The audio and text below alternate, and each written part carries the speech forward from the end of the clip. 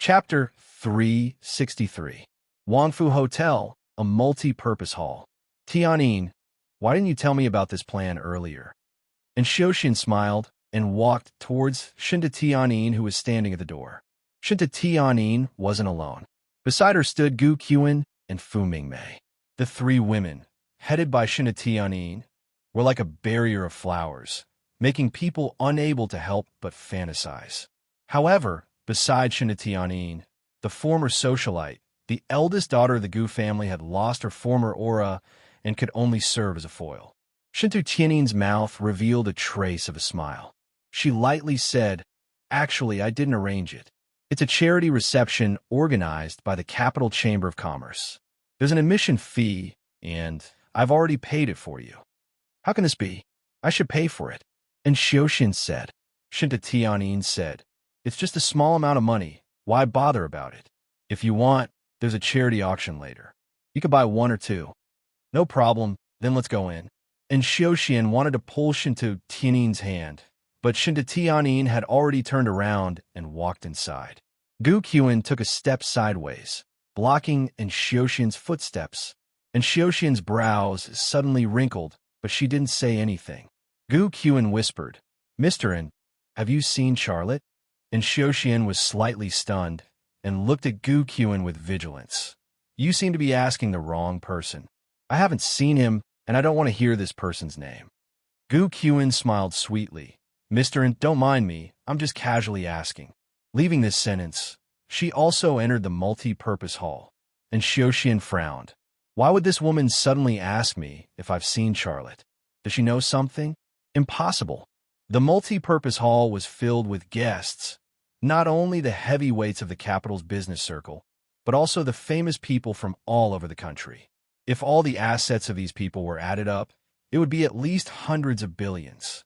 Only an organization like the Chamber of Commerce could gather all these people.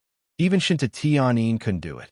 The charity reception hadn't officially started yet, so the guests were chatting in small groups. Shinta Tianyin brought in Xiaoxian to meet a few important figures in the business world. He did not hesitate to praise in Xiaoxian's business talent and unique foresight. The few heavyweights who knew in Xiaoxian looked at him in a different light because of his identity as the young director of Korea's Celestial Territory Corporation. They chatted happily with him, and Xiaoxian was very happy. For the first time, he felt that he was Shinta Tianyin's boyfriend. Soon, a group of reporters surrounded them and interviewed Shinta Tianyin and in Xiaoxian about the Wanxiang Corporation and Divine Domain Corporation's cell phone project. This was arranged by Shinta Tianyin early on. She was very good at making use of the media to build momentum. Seeing Shinta Tianyin and in Xiaoxian smiling and calmly dealing with a group of reporters, Fu Mingmei frowned and mumbled, "What is that kid Charlotte doing? He's so disappointing. I thought he was going to get together with Tianyin. After all, the two of them were about to kiss, but I didn't expect him to disappear again. Sigh, Rottenwood really can't be carved." Gu Qian slowly walked to Fu Mingmei's side and lightly said, "Tianyin and in Xiaoxian are really a good match. A talented man and a beautiful woman, well matched in terms of social status. They are a match made in heaven." Fu Mingmei rolled her eyes. "I think that's what you said about Tianyin and your brother back then." Gu Qian had indeed thought so and said the same thing back then. However, Gu Kuwu was still in prison now. This was undoubtedly sarcasm to Gu Qian, but she didn't look unhappy at all. She smiled. "My brother failed. The winner takes all. There's nothing more to say. Men always want the best women in the world and the highest power. My brother fought so hard with Charlotte back then, but didn't this in Xiaoxian still take advantage of him?" Fu Mingmei looked at Gu Qian strangely. "You've changed a lot." Gu Qian sighed softly. "People change." The charity reception began, and the leaders of the Capital Chamber of Commerce gave a speech. The theme of this charity reception was love, care, dedication. The auction wasn't for famous wines, but art pieces donated by some artists.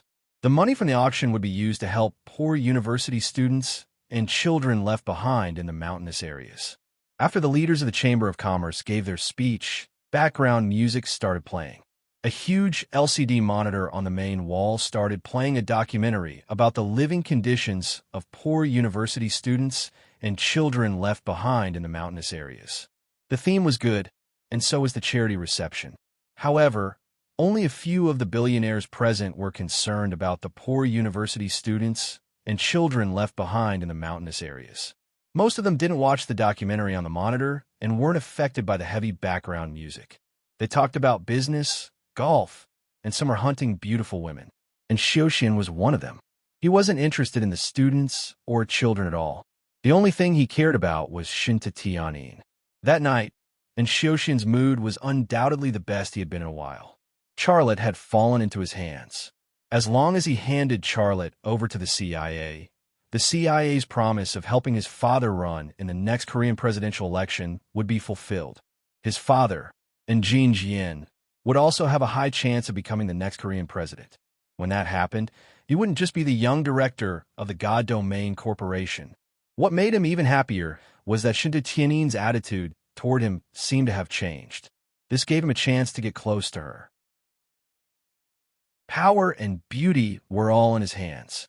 What else could make him happier than this? The art auction began. The host displayed a landscape painting. The LCD monitor on the main wall also displayed the painting. The size was large enough for everyone present to see the details of the painting. The artist wasn't famous, and no one raised the bid. In the end, the painting was won at the lowest price.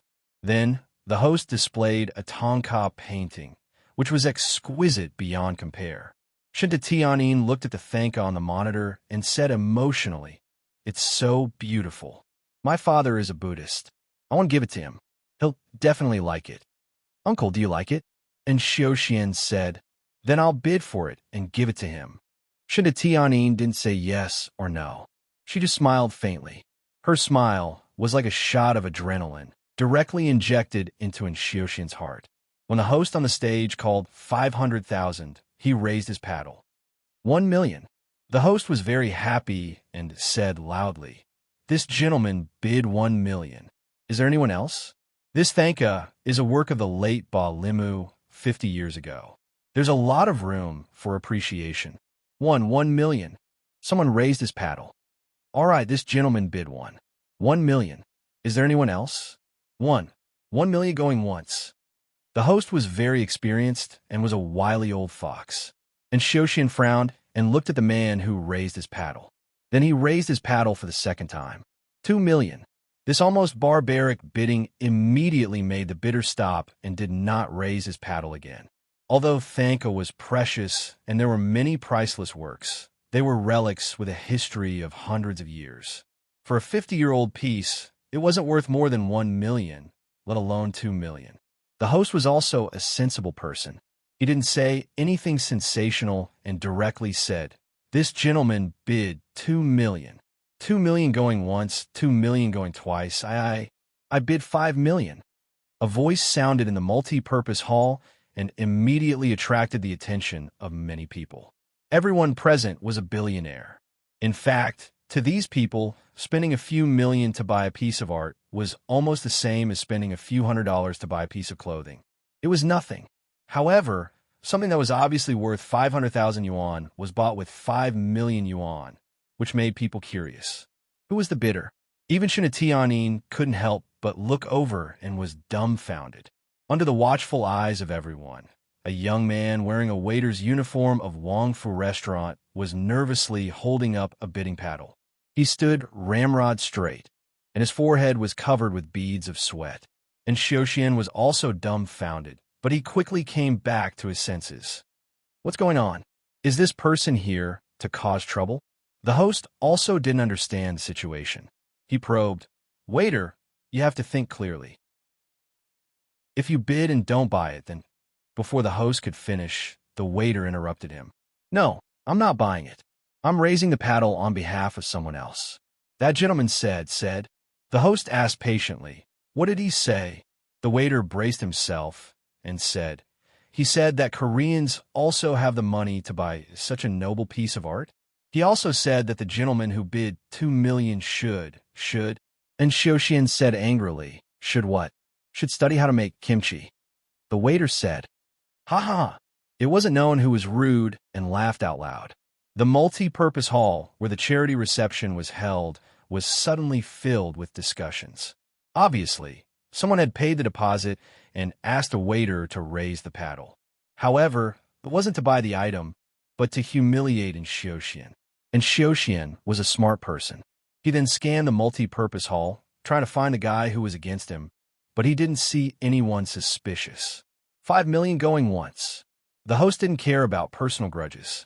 The higher the price, the higher his commission. And Xiaoxian snorted coldly and raised the paddle for the third time. 6 million. 10 million. The waiter shouted straightforwardly when he raised the paddle and shouted the price. Everyone in the hall was discussing. Was the person who didn't show up crazy? 11 million. 15 million. The waiter didn't feel any pressure at all. 20 million. And Xiaoxian had already lost his mind due to the anger. 2,000. The waiter suddenly said, "You win. That broken painting is yours." And Xiaoxian was stunned on the spot. 20 million going once, twice, 20 million going thrice. The host spoke quickly and quickly completed the procedure. If the waiter didn't raise the paddle, he didn't believe that there would be a fool who would pay more than 20 million to buy a Tonka that was only worth 500,000.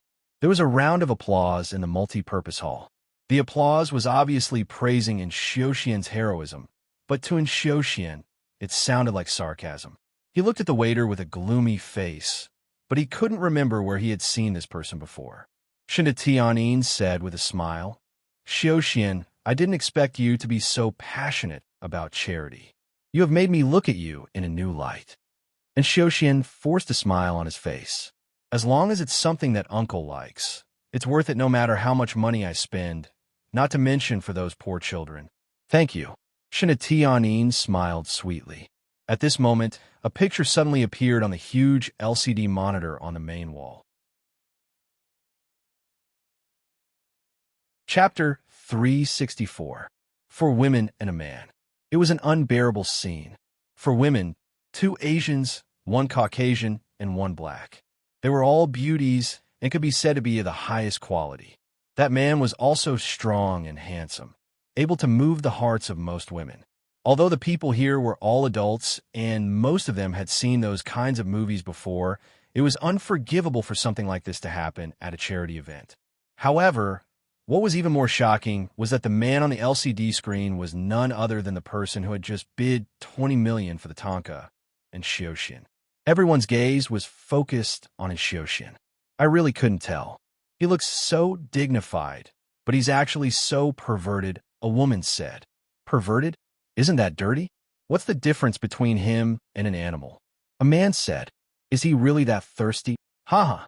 Don't Koreans care about their image? What's going on this time? That person is the young director of the Celestial Corporation. I heard that his father is preparing to participate in the next Korean presidential election. I wonder if this is considered negative news? If something like this isn't considered negative news, then what is considered negative news? Sigh, what a scammer. Isn't that so? If I had a son like this, I would break his legs. All sorts of discussions, all sorts of strange gazes, all of them flooded in Xiaoxian. In that instant, all of his hopes, all of his dreams, all of them were shattered. The ugly scene on the LCD screen continued. The women's screams and the men's laughter were unbearable. The MC and a few security guards rushed backstage, wanting to find the culprit. In an instant, the entire function hall was in chaos. Shinda Tianyin only took one look at the LCD screen before looking away. She didn't want to take a second look because she felt that it was dirty. Tianyin, let me explain. And Xiaoxian wanted to explain, but he didn't know how to explain such a thing. Shinda Tianyin said calmly, "You don't have to explain to me. You have your own life. This has nothing to do with me. I'm not what you think." And Xiaoxian wanted to open his mouth and explain to Shinda Tianyin. Shinda Tianyin smiled. There's really no need to explain. Also, a Tonka worth 20 million is too expensive. My dad can't accept such an expensive gift. And Xiaoxian's heart sank into an icy valley. If Shinda Tianyin got angry at him, or even slapped him, he would be able to accept it. However, Shinda Tianyin's reaction was indifferent. and he even took the opportunity to reject his gift. He was just looking forward to kissing Shintitianin's Fangze, but this beautiful dream was shattered in the blink of an eye. However, this was not the worst part. The worst part was that Xiaoxian knew when and who shot the film. Under normal circumstances, this film should have been destroyed long ago, but it had appeared here. What did this mean? He didn't even dare to think about it. I'm really sorry that something like this happened. I'll explain it to you another day.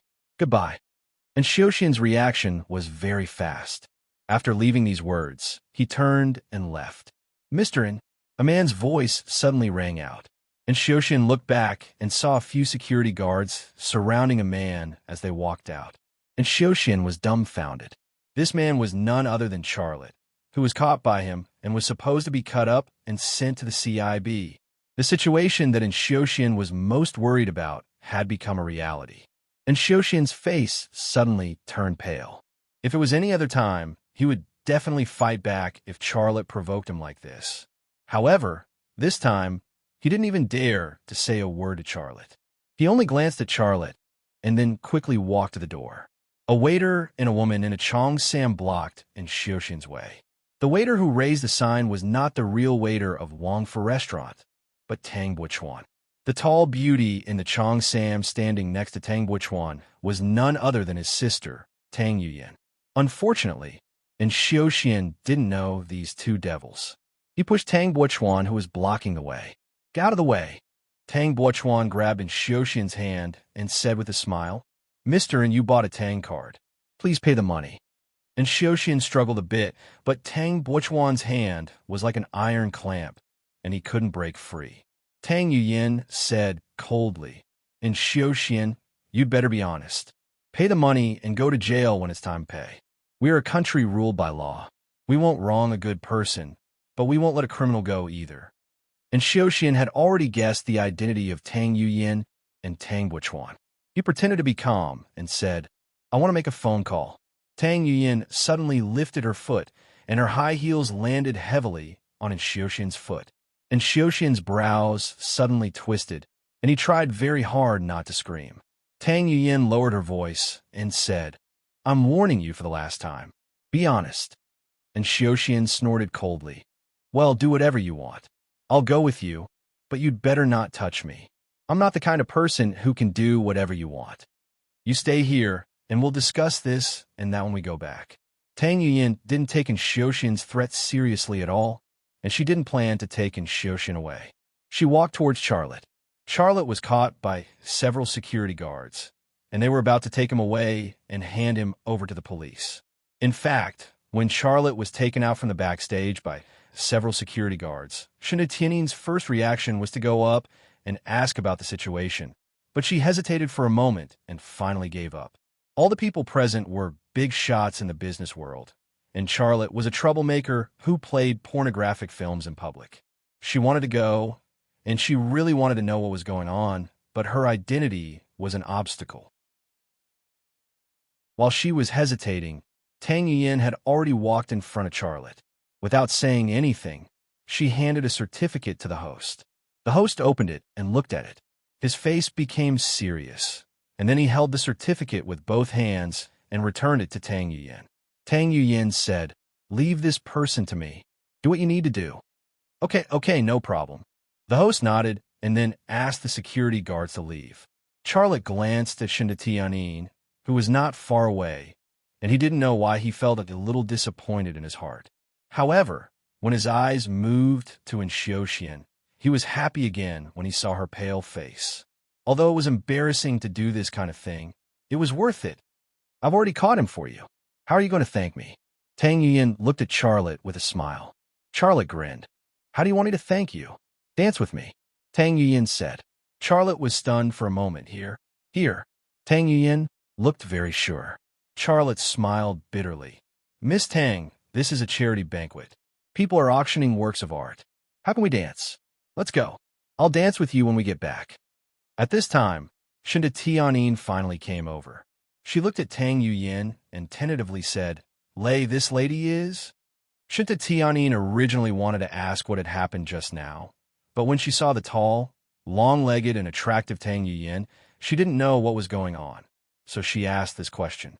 As for her, she didn't want to know Tang Yuyin at all. Charlotte then introduced Tishin to Tianyin. Tianyin, this is Tang Yuyin, the miss of Sichuan's Tang sect.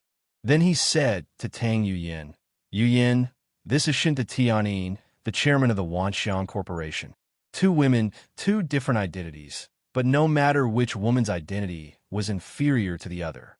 On the surface, it seemed like Shinta Tianyin's identity as the chairman of the Wanxiang Corporation was more important. However, the Sichuan's Tang sect was an ancient family with hundreds of years of history. The family members were either in business or in politics. Their true strength was stronger than the Shinto family clan. Gu Qian suddenly came over and whispered into Shinta Tianyin's ear. So it's Miss Tang. Sorry for not recognizing you. Shinta Tianyin took the initiative to stretch out his hand and shake hands with Tang Yuyin. Tang Yuyin shook hands with Shinta Tianyin and said with a smile, Nice to meet you. Lei, what happened just now? Shinta Tianyin asked, but she was sizing up Tang Yuyin from the corner of her eyes. Gu Qian had already told her about Tang Yuyin's identity. This had nothing to do with her, but seeing Tang Yuyin and Charlotte together made her feel uncomfortable. And Xiaoxian did something he shouldn't have done. We are here to catch him. Charlotte gave a very simple explanation. Then what was shown on the screen? Shinta Tianyin didn't say it out loud. She still felt dirty.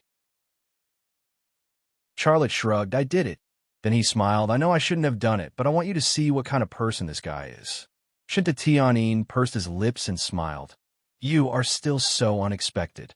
However, I don't think the organizer will blame you, because you helped them get a sum of 20 million. Speaking of this 20 million, my brother also helped a lot, right? Hurry up and fulfill your promise. Tang Yuyin urged. This. Charlotte didn't know how to deal with it. What promise? Shinta Tianyin tentatively asked. But without waiting for Charlotte to say a word, Tang Yuyin suddenly hugged his waist, grabbed his hand, and in full view of the public, they started to dance in the hall with the background music. One was sunny and handsome, and the other was classical and noble. The dancing Charlotte and Tang Yuyin suddenly became the most eye-catching existence. The appearance of the two, the figure of the two, the temperament of the two, they all looked the best, which made people envious of them. They were a perfect couple. No one knew who was the first to applaud, but soon there was a round of applause in the hall. Shinta Tianyin quietly looked at the two, his expression calm. Fu Mingmei walked to Shinta Tianyin's side and said with a smile, This guy is really popular with women. Does he think he is James Bond or Tom Cruise? I really want to beat him up. Shinta Tianyin suddenly said, I wanted to. Fu Mingmei suddenly froze on the spot. On the other side, and Xiaoxian looked at Charlotte with fire in her eyes. She couldn't wait to rush up and burn Charlotte to ashes. He had never hated someone so much. Charlotte was the only one. However, what made him collapse was that he was full of anger and wanted to vent it on Xiaolei, but Xiaolei was in the hall hugging a beautiful woman and dancing. And the woman he wanted to chase was looking at another man with her eyes shining. Do you want to kill him? Tang Buochuan suddenly said. And Xiaoxian glanced at Tang Buochuan without saying a word, and her face was terribly gloomy. Tang Buochuan smiled and said to himself, If he hooks up with my sister and doesn't treat her well, I will help you kill him. What do you think? And Xiaoxian continued to be gloomy. Tang Buochuan glared at Xiaoxian. Why are you looking at me like that? Let's go. I will take you to pay for the Tang card. And Xiaoxian. Chapter 365. Army General Hospital. Give me your hand. The female doctor from the laboratory ordered Charlotte. Charlotte reached his hand into the window. The female doctor used a rubber band to tighten his wrist, then inserted the blood collection syringe into his meridians and took his blood. Come back for the test results in half an hour. The female doctor left with a few tubes of blood samples. Charlotte left the window and sat on a metal chair to wait. There were very few patients in the laboratory at night, so the place was very quiet. However, his mind became active in this quiet environment. In the basement, Long Bing was anesthetized, but I wasn't. There was no reaction even when I inhaled the anesthetic gas. This isn't normal. Is there an antibody to the anesthetic in my blood? Or is there something else? But why don't I feel anything? Charlotte thought about these things in his mind. It was hard to say whether it was a good thing or a bad thing to be immune to anesthetics. If one day he needed to undergo surgery, but his body couldn't be anesthetized, it would be very troublesome. Half an hour passed quickly. The doctor from the laboratory placed the test results on the window. Charlotte stood up and walked over. With a smile on his face, he asked politely, "Doctor, is there anything wrong with my blood sample?" The female doctor glanced at Charlotte. "You should take the test results to the doctor." Charlotte smiled. "Aren't you a doctor too?" "I'm just doing a blood test. If there's no problem, I'll go back." Perhaps it was because Charlotte was relatively handsome, but the female doctor looked at Charlotte a few more times before picking up the test results. After looking at them, she said, "There's nothing wrong with your blood. It's very healthy." Then she smiled. "You really don't need to go to the doctor anymore. What do you do for a living?" "I do electric welding at a construction site." "I'm a welder," Charlotte said. "Is that so?" The female doctor turned around and left. She couldn't be bothered to say another word to Charlotte. Once again, it proved that a man couldn't rely on his looks to make a living. Even if he looked like Beckham and worked as a laborer, he still wouldn't be able to pick up girls. Charlotte smiled bitterly. He tore the test report into pieces and threw it into the trash can. Charlotte left the laboratory. As he walked toward the inpatient department, he thought to himself, "There's nothing wrong with my blood and organs. This means that I'm a normal person, but why am I fine after inhaling the anesthetic gas? Could it be that the hospital's equipment can't detect any special components in my blood?" The results of the test were out. He should have been relieved, but this problem was still bothering him. Arriving at the inpatient department, Charlotte entered a ward. This was Lu Sheng's ward. His injuries were all external. After treatment, he was out of danger. When Charlotte came in, he had already woken up. "How is Xiaoxue?" Lu Sheng asked anxiously when he saw Charlotte. "She's fine," Charlotte said. Lu Sheng breathed a sigh of relief.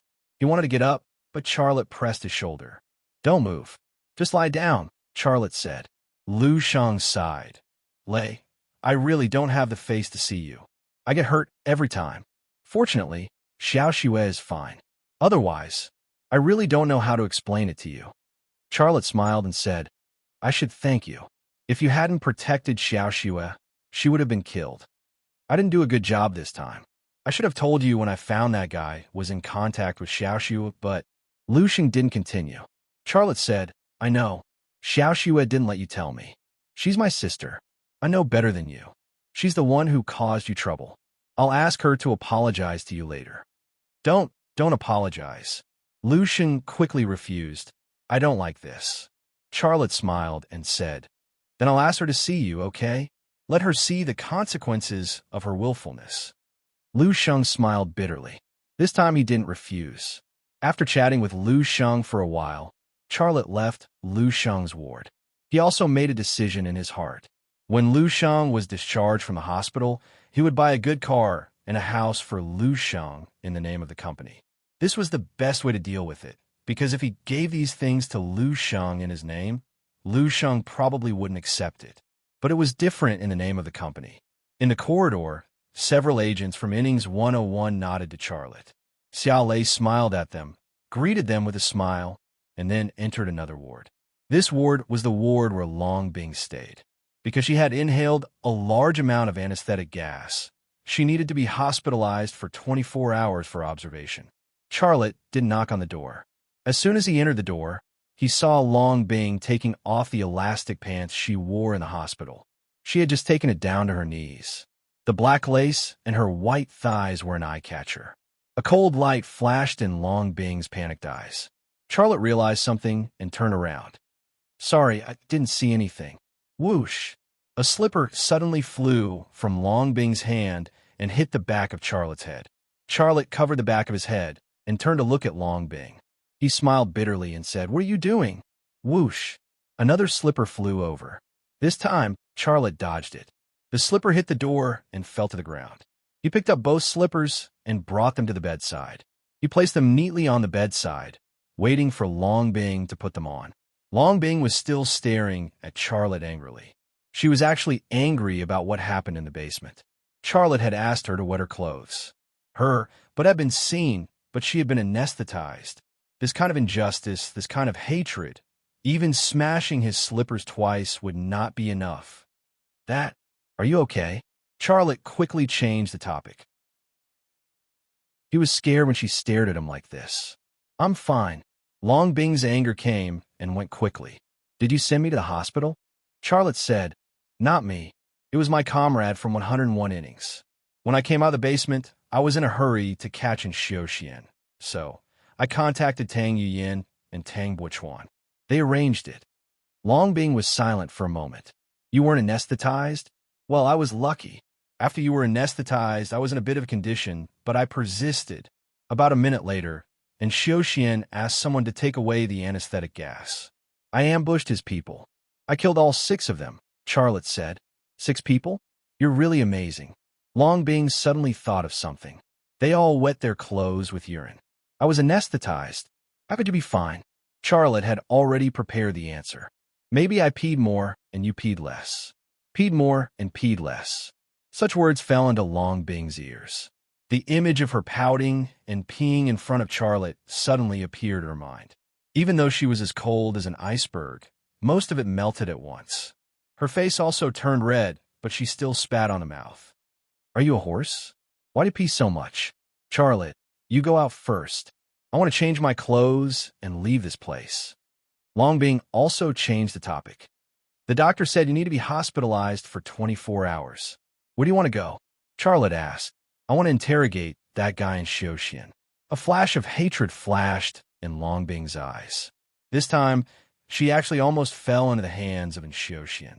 Of course, she had to vent her anger on Xiaoxian. But go out. Do you want to see it again? Long Bing stared at Charlotte. Charlotte immediately left. A few minutes later, Long Bing walked out of the ward. Several agents from floors 101 looked at her strangely, but no one dared to ask her why she wanted to leave the hospital. Half an hour later, 101 HQ, underground detention zone. Xiao Lei followed Long Bing down a passageway. On both sides of the passageway were thick and sturdy iron doors. There wasn't even a single window. He casually used his X-ray vision to look at 2 iron doors and found that there was a person locked inside. There was no TV or books in the cell. Apart from a bed and a toilet, there was nothing else. This was the first time Charlotte had been to this place.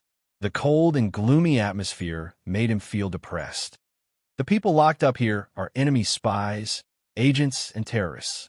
Long Bing explained to Charlotte as they walked.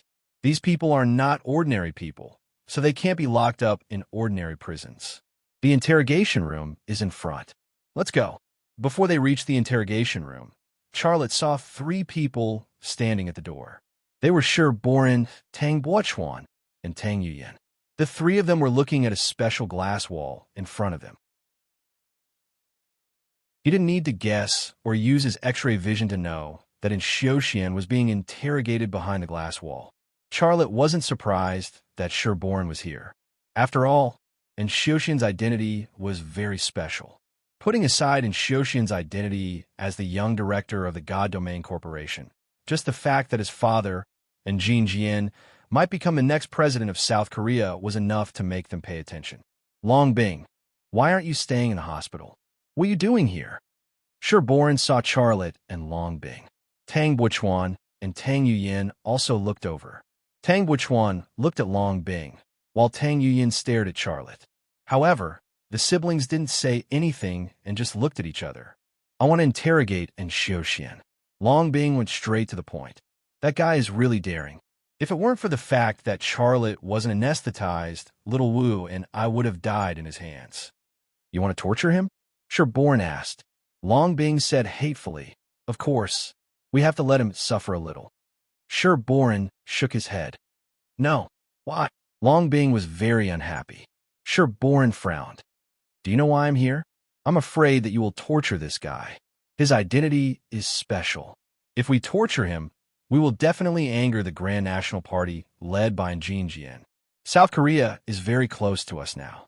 We have a free trade zone and the Asian Investment Bank. In terms of these national strategies, both countries have common interests. If South Korea's Grand National Party objects because of this, it will affect our interests.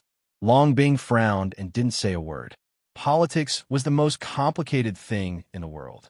When it came to politics, this matter was destined to not be handled normally. Charlotte stood in front of the glass wall. He saw Xiaoxian in the interrogation room, as well as the person in charge of recording his statement. That person was obviously a special agent for Floors 101, but he was wearing an ordinary police uniform. Clearly, Sherborin didn't want Xiaoxian to know where he had been taken. Chapter 366.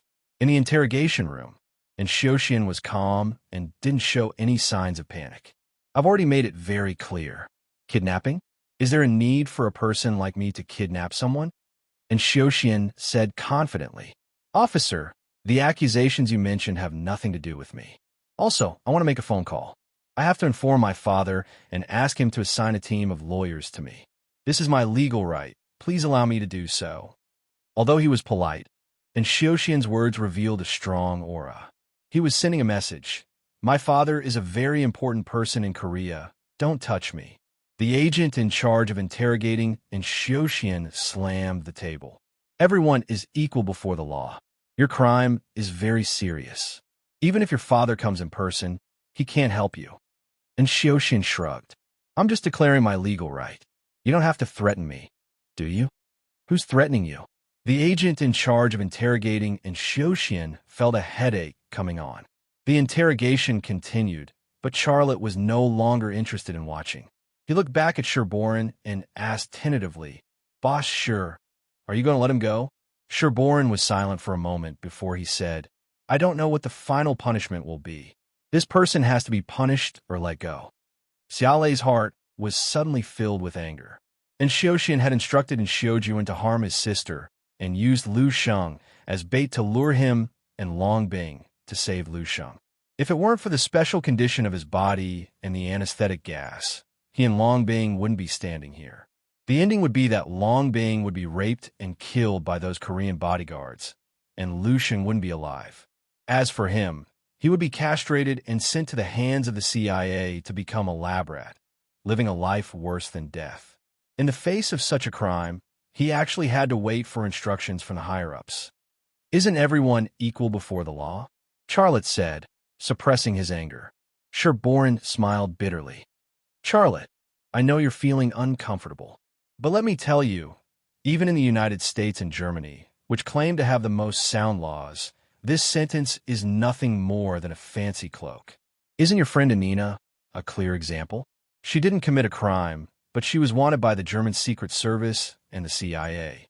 If we hadn't saved her, she'd be in Guantanamo right now. Tang Yin interrupted. Charlotte, calm down. You don't have to worry about this. You can't do anything about it anyway. Tang Buchuan also said, and Xiaoxian broke the law here. Even if we want to release her, there must be conditions. The higher-ups might make a fuss about this matter to earn the benefits we need. If we can use an insignificant on Su Hyun to exchange for the support of a political party in South Korea, it will be worth it. As expected of the tactical planner of 101 innings, Tang Buchuan looked at the same thing from a slightly different angle. Naturally, his interpretation was also different. Charlotte smiled bitterly and didn't say anything. Tang Buchuan's words made him understand a little more, but he still felt uncomfortable in his heart. You guys go back, Sherborin said. You don't have to worry about this matter anymore. Long Bing snorted coldly. Charlotte, let's go have a drink.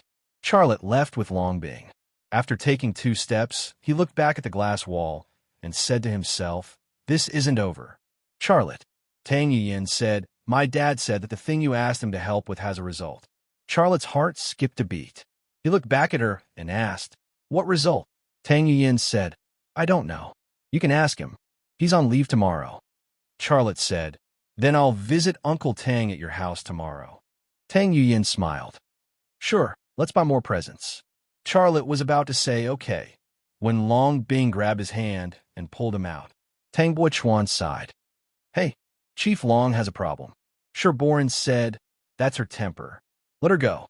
She'll be fine in 2 days. When they walked out of the headquarters of 101 Innings, it was late at night. There were no cars or pedestrians on the street.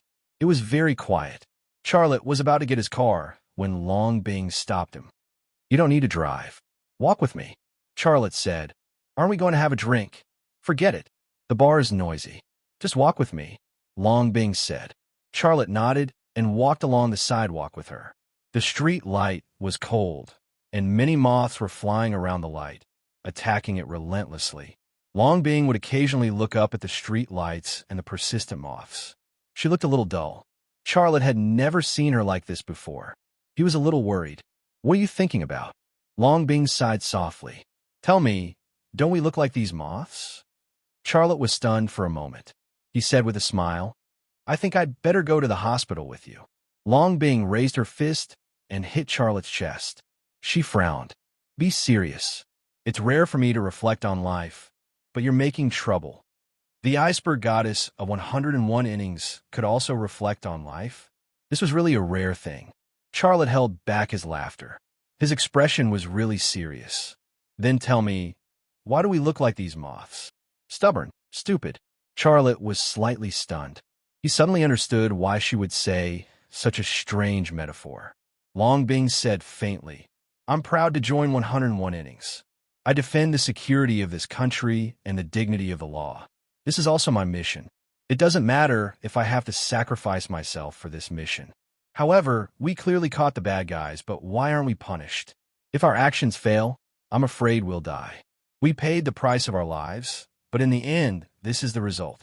Tell me, what's the difference between our existence and these moths? No one will remember us if our heads are broken and we're finally burned to death by the lights."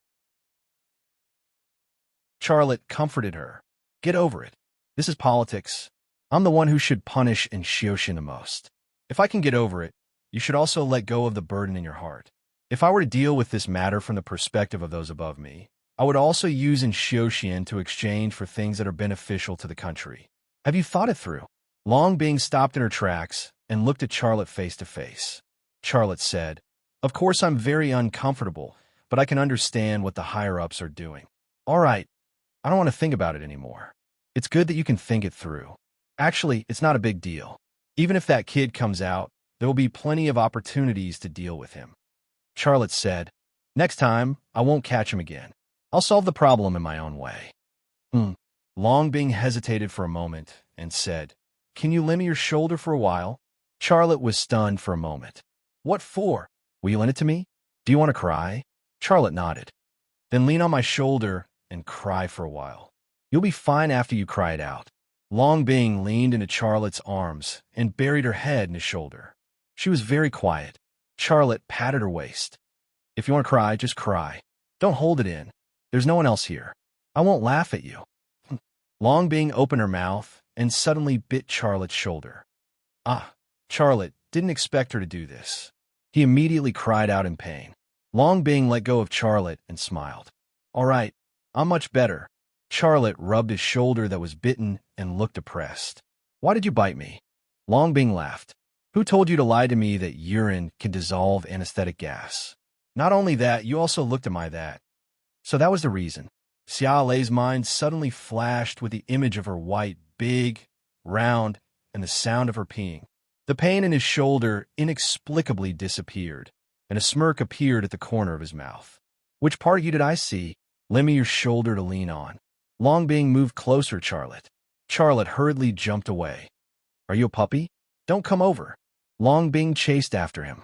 The quiet and empty street suddenly became a place for the two of them to fight. With Charlotte's skills, Long Bing was no longer a match for him. However, in this kind of fight, he would always be the one at a disadvantage. Long Bing could hit his chest with her hands. Would he dare to hit her chest with his hands? A phone call ended the fight between the two of them. The call was to Long Bing. Charlotte stood by the side and watched her talk to someone. "We are outside. It's not far. What's the matter?" It was Long Bing's voice. Charlotte secretly said in his heart, "Is it sure boring? Has there been a new development in Xiaoxin's case? It can't be so fast, right? Okay, I'll go right away." Long Bing hung up the phone. Charlotte said, "Is it boss sure?" Long Bing nodded. It's Boss Sure. It's urgent. About Xiaoxian? No, it's the expert group. Charlotte's heart skipped a beat. What happened? Long Bing said. Boss Sure said on the phone that an expert has gone crazy and the situation is very dangerous. Crazy? Charlotte was very surprised. Long Bing said, that's what Boss Sure said. He didn't explain the situation in detail. I don't know much about that side. I have to go and see the specific situation. You go back. I have to do something. Wait. Charlotte said. Can you take me with you? Long Bing said, Boss Sure didn't say he would take you with him. Charlotte was stunned for a moment. He felt very uncomfortable. It seems that Boss Sure doesn't treat me as one of your people. You go. I'm going home to sleep. In the future, no matter what task you have, don't come to me. Don't be like this. Long Bing said, I'll call Boss Sure and tell him to let you go and have a look. After all, you risked your life to bring those experts and those things back to China. Charlotte didn't say anything and waited for her to make the call. Those experts and those things were brought back from Afghanistan by him risking his life. Now that those things were in China, he didn't even let him have a look. Wasn't this burning the bridge after crossing the river? If that was really the case, then he would be as stupid as the moon if he still had to work for 101 innings in the future. Long Bing walked to the side and called Sherbourne. She muttered for a few minutes. It seemed that she was trying to get permission to take Charlotte with her. Saleh was getting anxious. He thought to himself, if old Mr. Sure doesn't allow it, I'm afraid I'll have to find a way to contact Peaceful. That's the only way I can learn the secret of the ancient alloy from her. Long Bing put away her phone. Let's go. You're like a child. If I don't take you, you will throw a tantrum. Charlotte smiled. I'm going to get the car.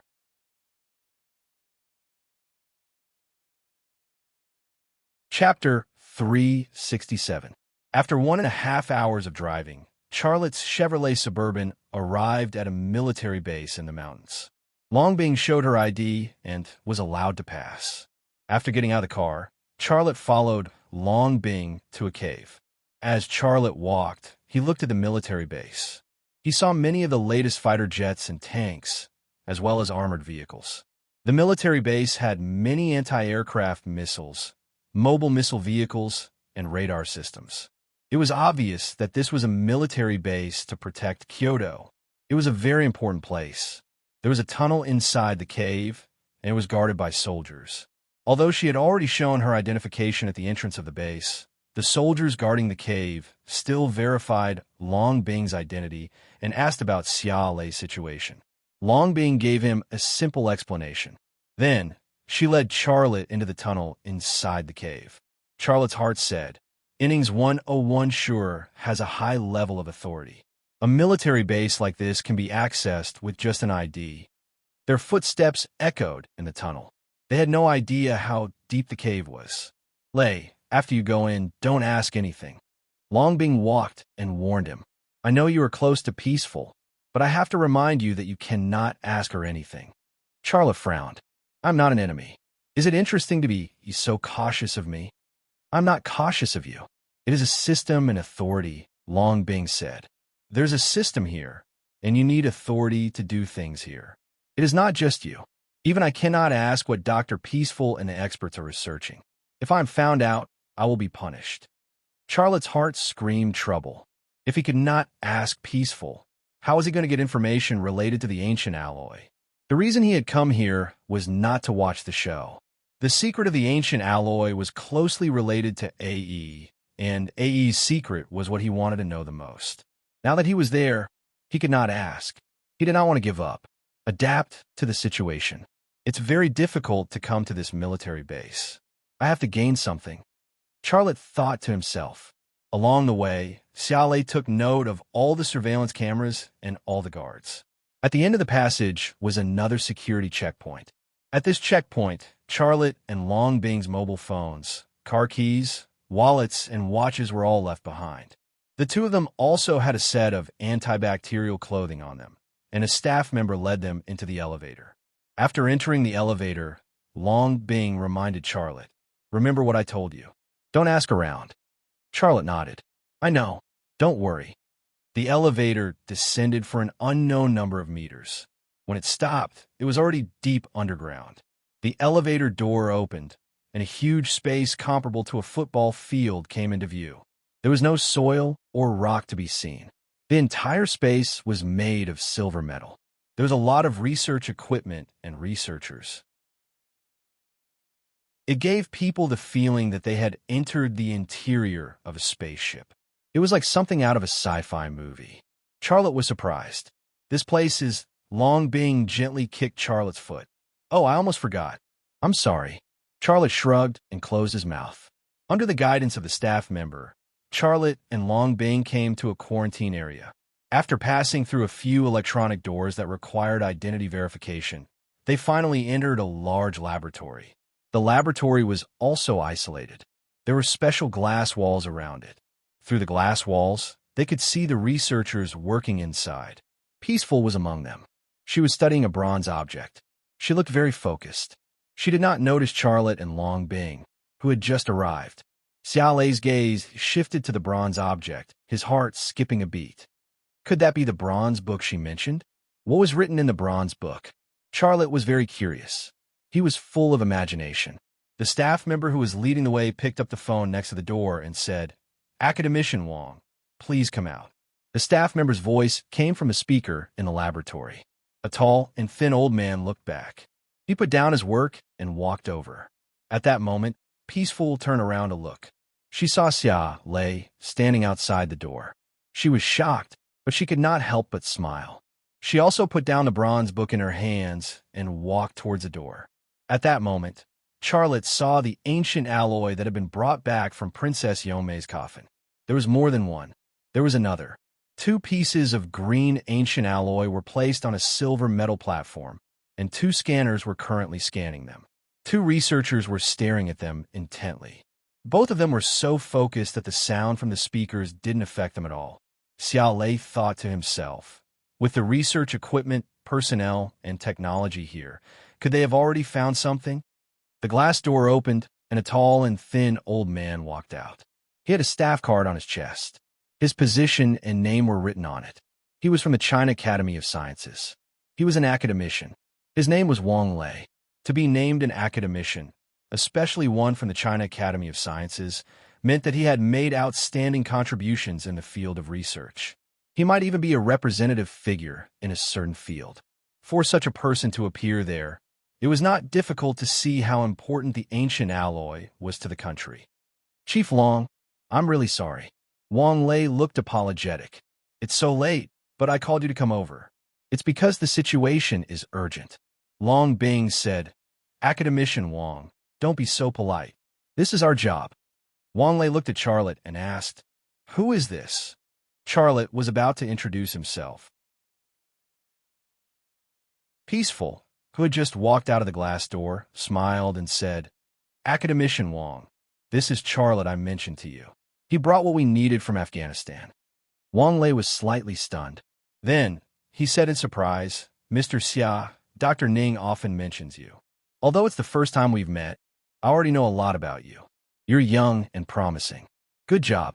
Our country needs people like you." Charlotte took the initiative to shake hands with Wang Lei. He said politely, "Academician Wang, you flatter me. I just did what I was supposed to do. If there's anything I can help with, please don't hesitate to ask." This was a reminder to Wang Lei, as well as an opportunity for him to get close to the research project. Long Bing looked at Charlotte with a worried look in her eyes. "Mr. Xia, I will certainly ask for your help if I need it. However, we need a researcher, not a soldier. I appreciate your kindness." Then, Wang Lei said to Long Bing, "Chief Long, let's go and take a look." Long Bing nodded. Her voice was low as she said, "Academician Wang, please lead the way." Charlotte followed Long Bing. He thought to himself, "This academician, Wang, clearly does not want me to get involved in this research project. He did not even ask me what I could do before rejecting me. This is so troublesome. Even a researcher is so careful." Peaceful quietly pulled Charlotte's hand. Her voice was soft. "Why are you here?" Charlotte quietly said, "I came to take a look." Wang Lei turned around to look at Peaceful. He seriously said, "Dr. Ning, you do not have to follow me. Go back to work." Peaceful clearly did not want to return to the lab. Wang Lei frowned. "I'm not discussing this with you." If it was not a discussion, then it was an order. Peaceful raised her lips. She turned around and entered the lab. Chief Law, Mr. Xia, please follow me. Wang Lei led the way. Charlotte turned around to look. His eyes met Peaceful's. He saw Peaceful's lips move. It was as if she was saying something. Long Bing hit Charlotte's hand. Let's go. Women greet you everywhere. Don't you feel tired? Charlotte was speechless.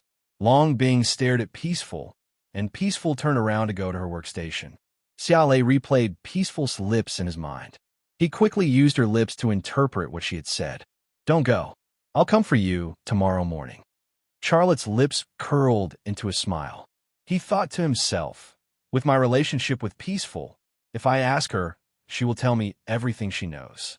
It looks like I have to find a way to stay. After passing through a passageway, Xiaolei and Long Bing arrived at a door under WNG Lei's guidance.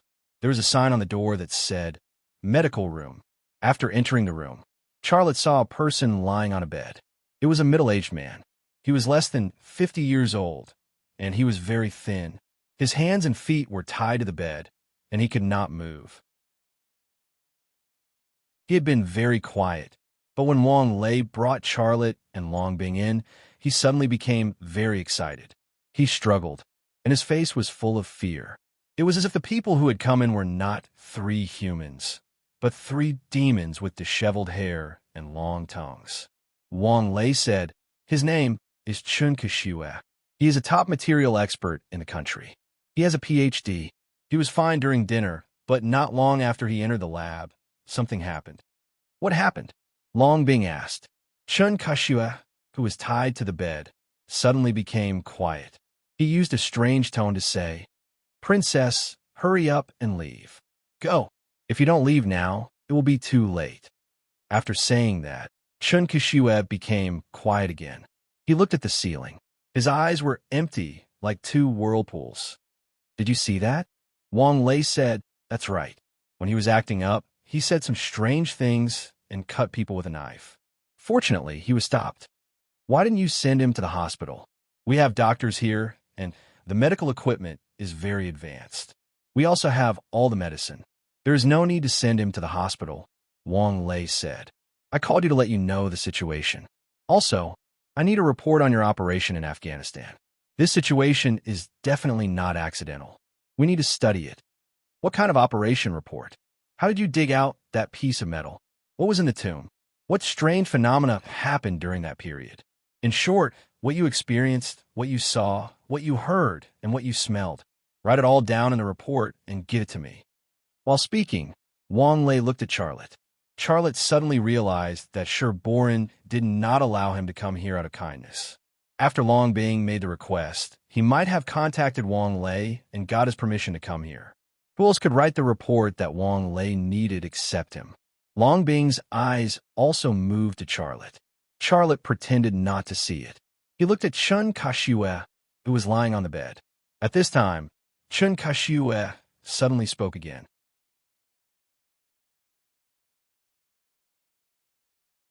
Chapter 368. Grandpa, what's that? There are so many birds. Who are you calling Grandpa? In the medical room, WNG Lei, Long Bing, and Charlotte were all looking at Chun Kishue. Chun Kishue also stared at the 3 of them, but he treated them as if they were air. He said, Honey, let's go back to Bienliang. I miss home. WNG Lei shook his head. He's crazy. He's really crazy. It's a pity. Dr. Chun Kishue is a very important member of our team. His current condition will affect our research. Why'd he go crazy? Long Bing asked. Has he ever had such symptoms before? No, absolutely not. WNG Lei said. We know him.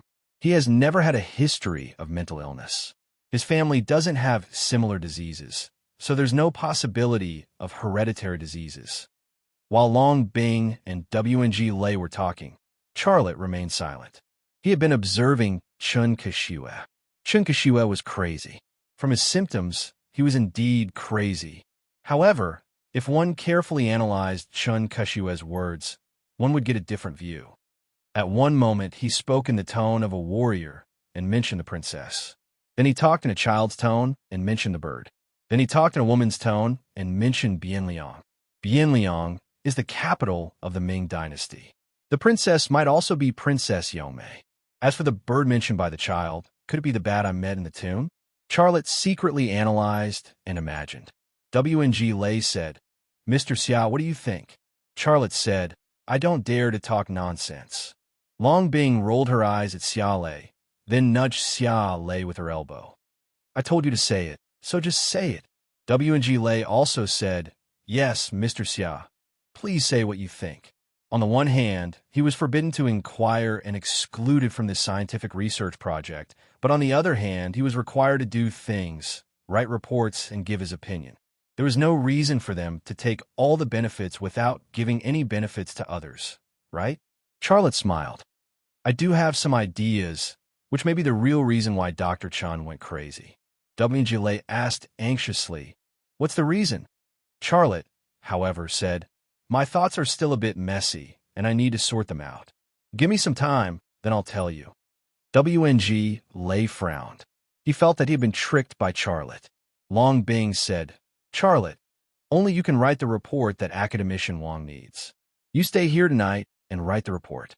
While writing the report, organize your thoughts. Tomorrow morning, you can submit the report and your thoughts to Academician Wang. What do you think? Okay, I will listen to your arrangement. Charlotte readily agreed. Academician Wang, what do you think? Long Bing asked Wang Lei for his opinion. W&G Lei was a little unhappy in his heart, but he still nodded. All right then, I'll get someone to arrange accommodation for you.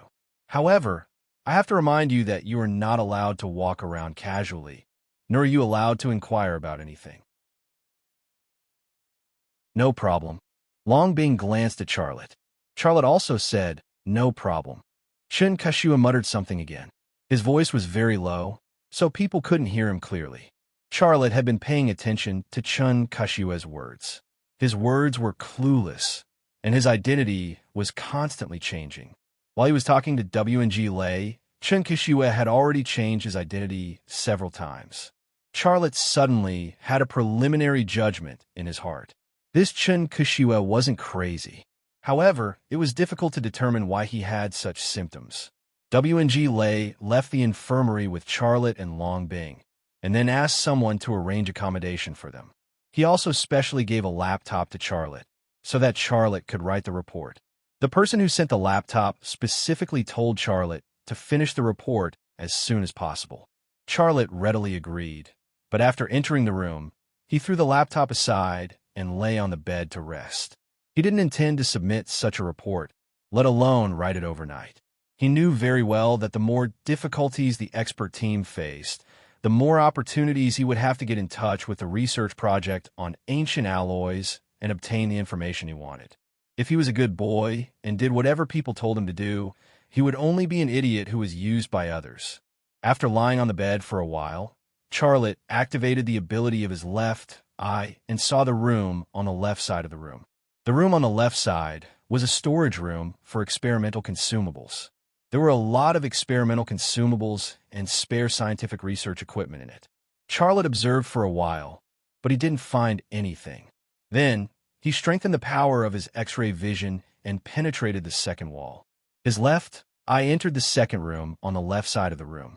This consumed a lot of energy, but in order to obtain more information, he had no other choice. The second room on the left side was an office. There was a computer on the desk and a nameplate with W&G Lei's name on it. W&G Lei's office? Charlotte was suddenly excited.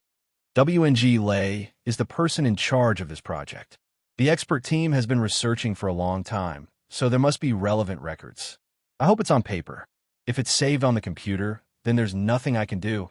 Although there was a room and 2 walls between them, Charlotte's left, I was like a thief searching for valuable information in W&G Lei's office. A few minutes later, he used his left eye to pry open a locked drawer of the desk and found a paper file inside. The cover of the file was written Project X Mystic Gold Memo, and the signature of the person in charge, W&G Lei. Project X Mystic Gold Memo? What a weird name. Charlotte was curious, but his left eye didn't stop and continued to look at the file. Today, Charlotte's X-ray vision was much better than it used to be, and his application of it had reached the point of perfection. Now, he didn't need to use his hands to read a book. His left eye could also turn the pages under the control of his mind. This seemed to be related to the improvement of his brain, but there was no way to prove it. The first page of the file read, "After obtaining the mystic gold memo, thousands of scans and samples have been taken, but the composition of this metal is still a mystery." Occasionally, the members of the expert team heard strange sounds, but it was hard to explain. I had a similar experience. Sometimes it was a woman's voice, and sometimes it was a man's voice. It felt weird. As the research went deeper, some of the members had adverse physical reactions, such as itchy skin, nausea, and vomiting. However, they recovered after treatment. I don't know if it was because of the contact with the mystic gold memo. After reading the handwritten content of the memo, Charlotte was confused. I also heard strange sounds in Afghanistan.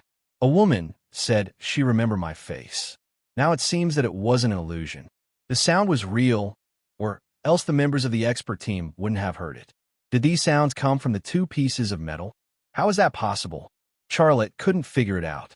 He felt it was unbelievable. The vision of his left eye suddenly became blurry. It was difficult for him to maintain high-intensity X-ray vision for a long time, even at his current level. Charlotte looked away. His head was a little dizzy, but he didn't have the ridiculous hallucinations that he had in the beginning. He rested for a while and quickly recovered. Then, he moved his gaze to the wall on the right. The room on the right was Long Bing's room. In this environment, what would Long Bing do? With this thought, Charlotte once again awakened the ability of his left eye, and the wall on the right disappeared. In the room on the right, Long Bing was doing push-ups in a room. She only had a set of white cotton underwear on her body, of very normal type. She did the push-ups very quickly, and the strenuous exercise made her sweat all over. Her sweat drenched her delicate skin, as well as the pitiful amount of fabric on her body. The cotton cloth became somewhat translucent after being drenched in sweat, and some bashful spring scenery was vaguely revealed. It was fresh, tender, mysterious, and extremely tempting. The tight buttocks were also very attractive. They were mature and plump, and the tight posture made them look very powerful. "You are really working hard." Charlotte smiled, but when he was about to look away, Long Bing got up from the ground and picked up the phone on the bedside table. Xiaolei's heart skipped a beat. He continued to maintain his X-ray vision, and his left eye locked on a Long Bing's lips. His and Long Bing's mobile phones had been confiscated when they entered the base, so the phone in the room was obviously an internal line. Will it be WNG Lei calling at this time? However, this guess was quickly denied by him. After reading the lips, the first words that Long Bing said were "boss sure." It was not troublesome for Sure Born to call in. He should have a higher authority. "Well, yes, Charlotte and I spent the night at the base." Long Bing said, well, I have asked him to write a comprehensive report, hoping to help the expert group solve the problem. Charlotte's reaction? Well, very normal. He didn't say much and didn't inquire anything. "I will continue to observe." "Okay, goodbye." Continue to observe? Charlotte's heart suddenly sank. Long Bing put down the phone, but she did not continue to exercise. She unbuttoned her bra, took off the last bit of fabric, and then walked to the bathroom. The scene that made people want to vomit blood came into view, but Charlotte's mind was still thinking about the last words of Long Bing. Continue to observe? Isn't that staring at me? 101 innings is suspecting me? What do I have to be suspicious of? The more he thought about it, the worse Charlotte's mood became. "I risked my life in Afghanistan, spent my own money to bribe the tribal armed forces, and even sacrificed my body to please Shalami. I finally brought the things back from Afghanistan. Not only did they not let me participate in this project, but they actually monitored me. What do they think I am? A tool that can be reused? It seems that it is time to cut ties with 101 innings." The more he thought about it, the angrier he became. Such a thought also emerged in Charlotte's mind. Long Bing entered the bathroom, and her snow-white and smooth figure disappeared through the atomized glass door. Charlotte also withdrew his gaze. Although he was the target of Long Bing's surveillance, he did not blame her at all because he knew her. She would meticulously carry out all the tasks given to her by 101 innings. She must also carry them out. Knock, knock, knock. Suddenly, there was a knock on the door. Charlotte got up to open the door, but found that it was Wang Lei. He greeted, "Director Wang, what's the matter? Someone has gone crazy again. Quickly go to the laboratory and have a look." Wang Lei then ran to Long Bing's room. "I'll go call Chief Long. How could this be?" Charlotte ran in the direction of the laboratory.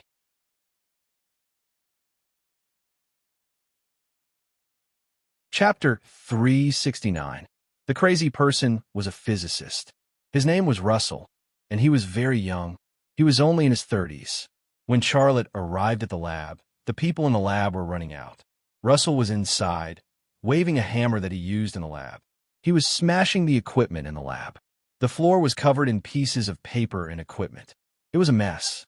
Charlotte saw Peaceful. Her head was broken, and she was bleeding. She was so scared that she did not see him. She ran into his chest. "What happened to your head?" Charlotte grabbed her hand and asked with concern. "Russell." Peaceful suddenly started crying. He was crazy. He wanted to smash the bronze book. I pushed him away, but I was not as strong as him. He hit my head with the hammer. Sob. She was weak and timid, so she could not stand such threats. "Don't cry. I am here. No one can hurt you." Charlotte comforted her. It would have been better if he had not comforted her. When Charlotte comforted her, Peaceful buried her head in his chest and cried even louder. A group of experts who had escaped the lab looked at the two of them hugging each other. They looked at each other with strange eyes. Charlotte felt a bit awkward, but he could not push the crying Peaceful away. If he did that, it would be too ungentlemanly. Two soldiers ran over and rushed into the lab. They restrained Russell, who was destroying the lab. "You idiots! I am Mr. Chien, who of the East Faction Guards." "Kneel!" Russell shouted. He wanted to break free from the control of the two soldiers. The two soldiers relied on their bodies to make a living. They were not people that a scientist like Russell could fight against. The two soldiers picked up Russell and took him out of the lab like they were catching a chicken. "Mom, why is the sky dark?" Russell suddenly said. He sounded like a child. Xiao Lei's heart skipped a beat as he thought to himself. His situation is the same as Chun Kashiwei's. A crazy person will not play the role of a fixed character. His consciousness changes very quickly, sometimes male and sometimes female, sometimes old and sometimes right. Is there some kind of force controlling his brain? Charlotte's gaze suddenly moved to the two pieces of ancient alloy in the lab. Although the experts here named it Mystic Gold X, he still liked to call it ancient alloy. Those two pieces of ancient alloy were still lying on a silver metal platform. Only, the instrument that scanned them had already been smashed by Russell's hammer. Just then, Wang Lei and Long Bing arrived. Long Bing's hair was still wet. It was obvious that she had just come out of the bathroom and rushed over without drying her hair. However, although she was in a hurry, she still followed the rules and put on the antibacterial suit. She just didn't wear a mask. As soon as Long Bing arrived, she saw Serenity, who was crying in Charlotte's arms. She frowned and muttered softly, "This guy can't go anywhere without women. Professor Ning, go to the medical room and bandage your wounds." W&G Lei unhappily said, "You're already in your 20s. Is it worth crying over such a small matter? Go. Don't stay here and interfere with work." Serenity felt wronged. She looked at W&G Lei with some resentment, then left Charlotte's arms and walked to the medical room. Not only was W&G Lei a serious old scientist, but he was also a bit unreasonable. Even if Serenity had some problems with her personality, he shouldn't have said that to her in front of so many people. Charlotte originally had some respect for W&G Lei.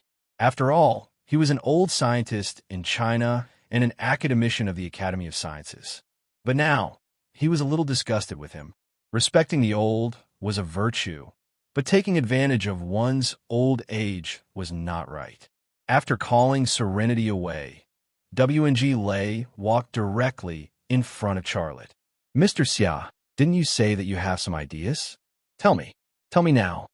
Charlotte said, "Didn't I say that I need some time to organize my thoughts? Tell me what you know, and I'll help you organize your thoughts." W&G Lei was very anxious. Charlotte frowned. "Academician Wang, Do you think I need your help to organize my thoughts?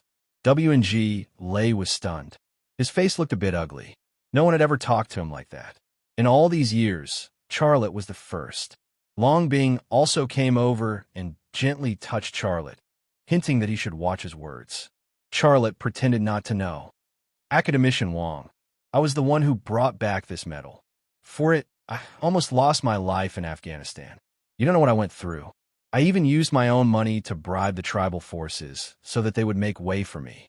But now, what are you doing? You're excluding me and guarding against me. It's like I would steal that medal and your research results. Let me tell you, if I had any selfish motives, I wouldn't have given it to you. Mr. Xia, I know you contributed a lot, W&G Lay said with a serious face. But now is not the time to talk about contributions and fight for credit.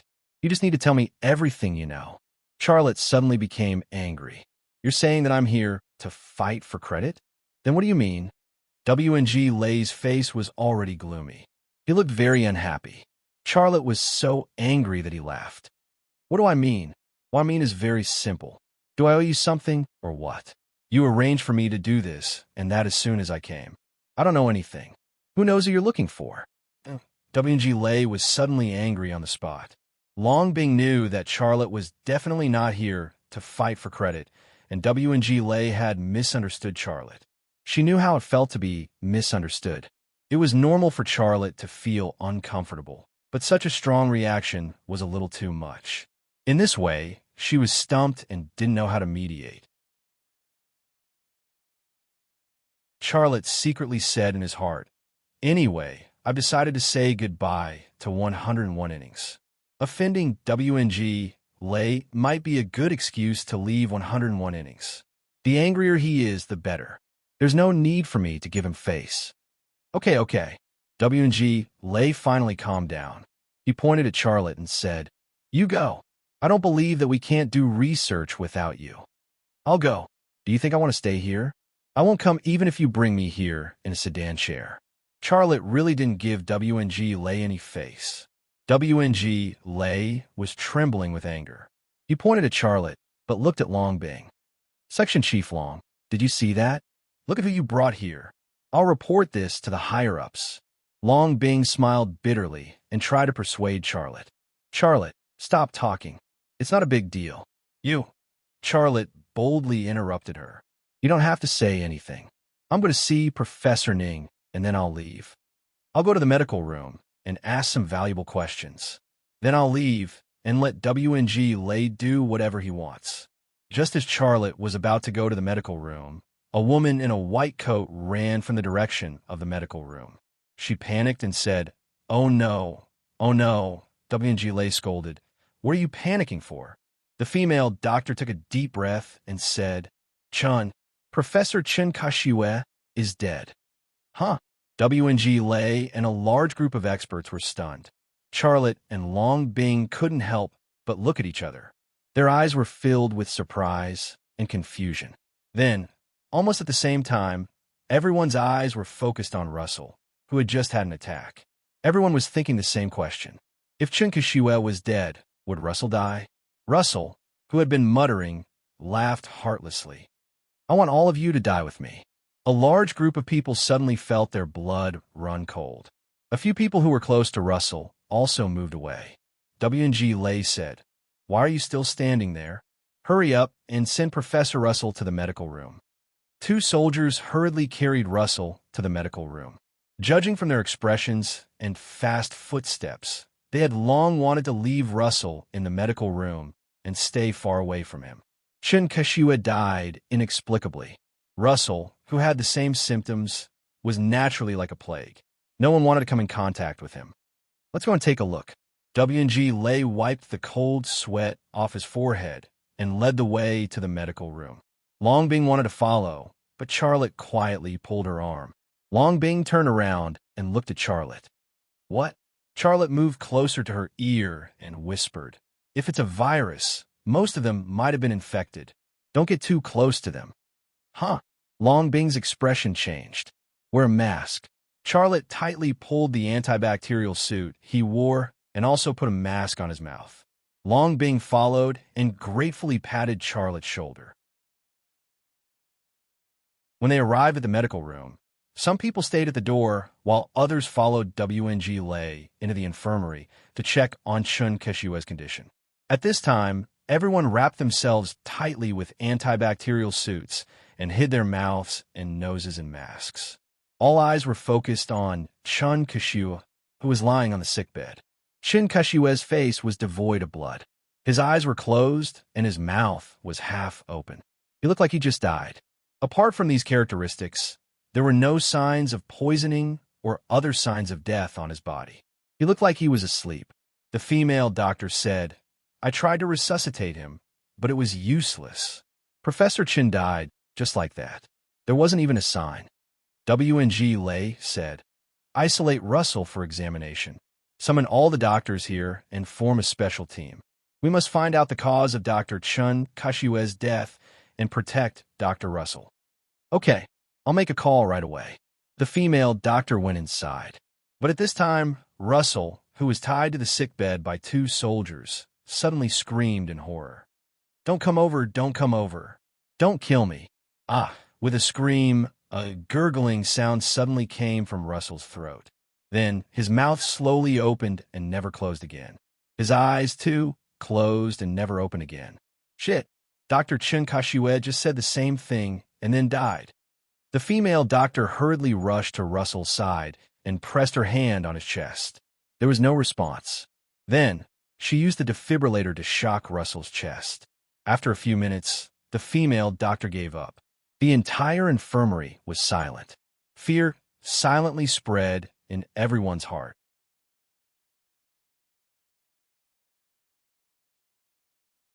Chapter 370. The research work could not continue.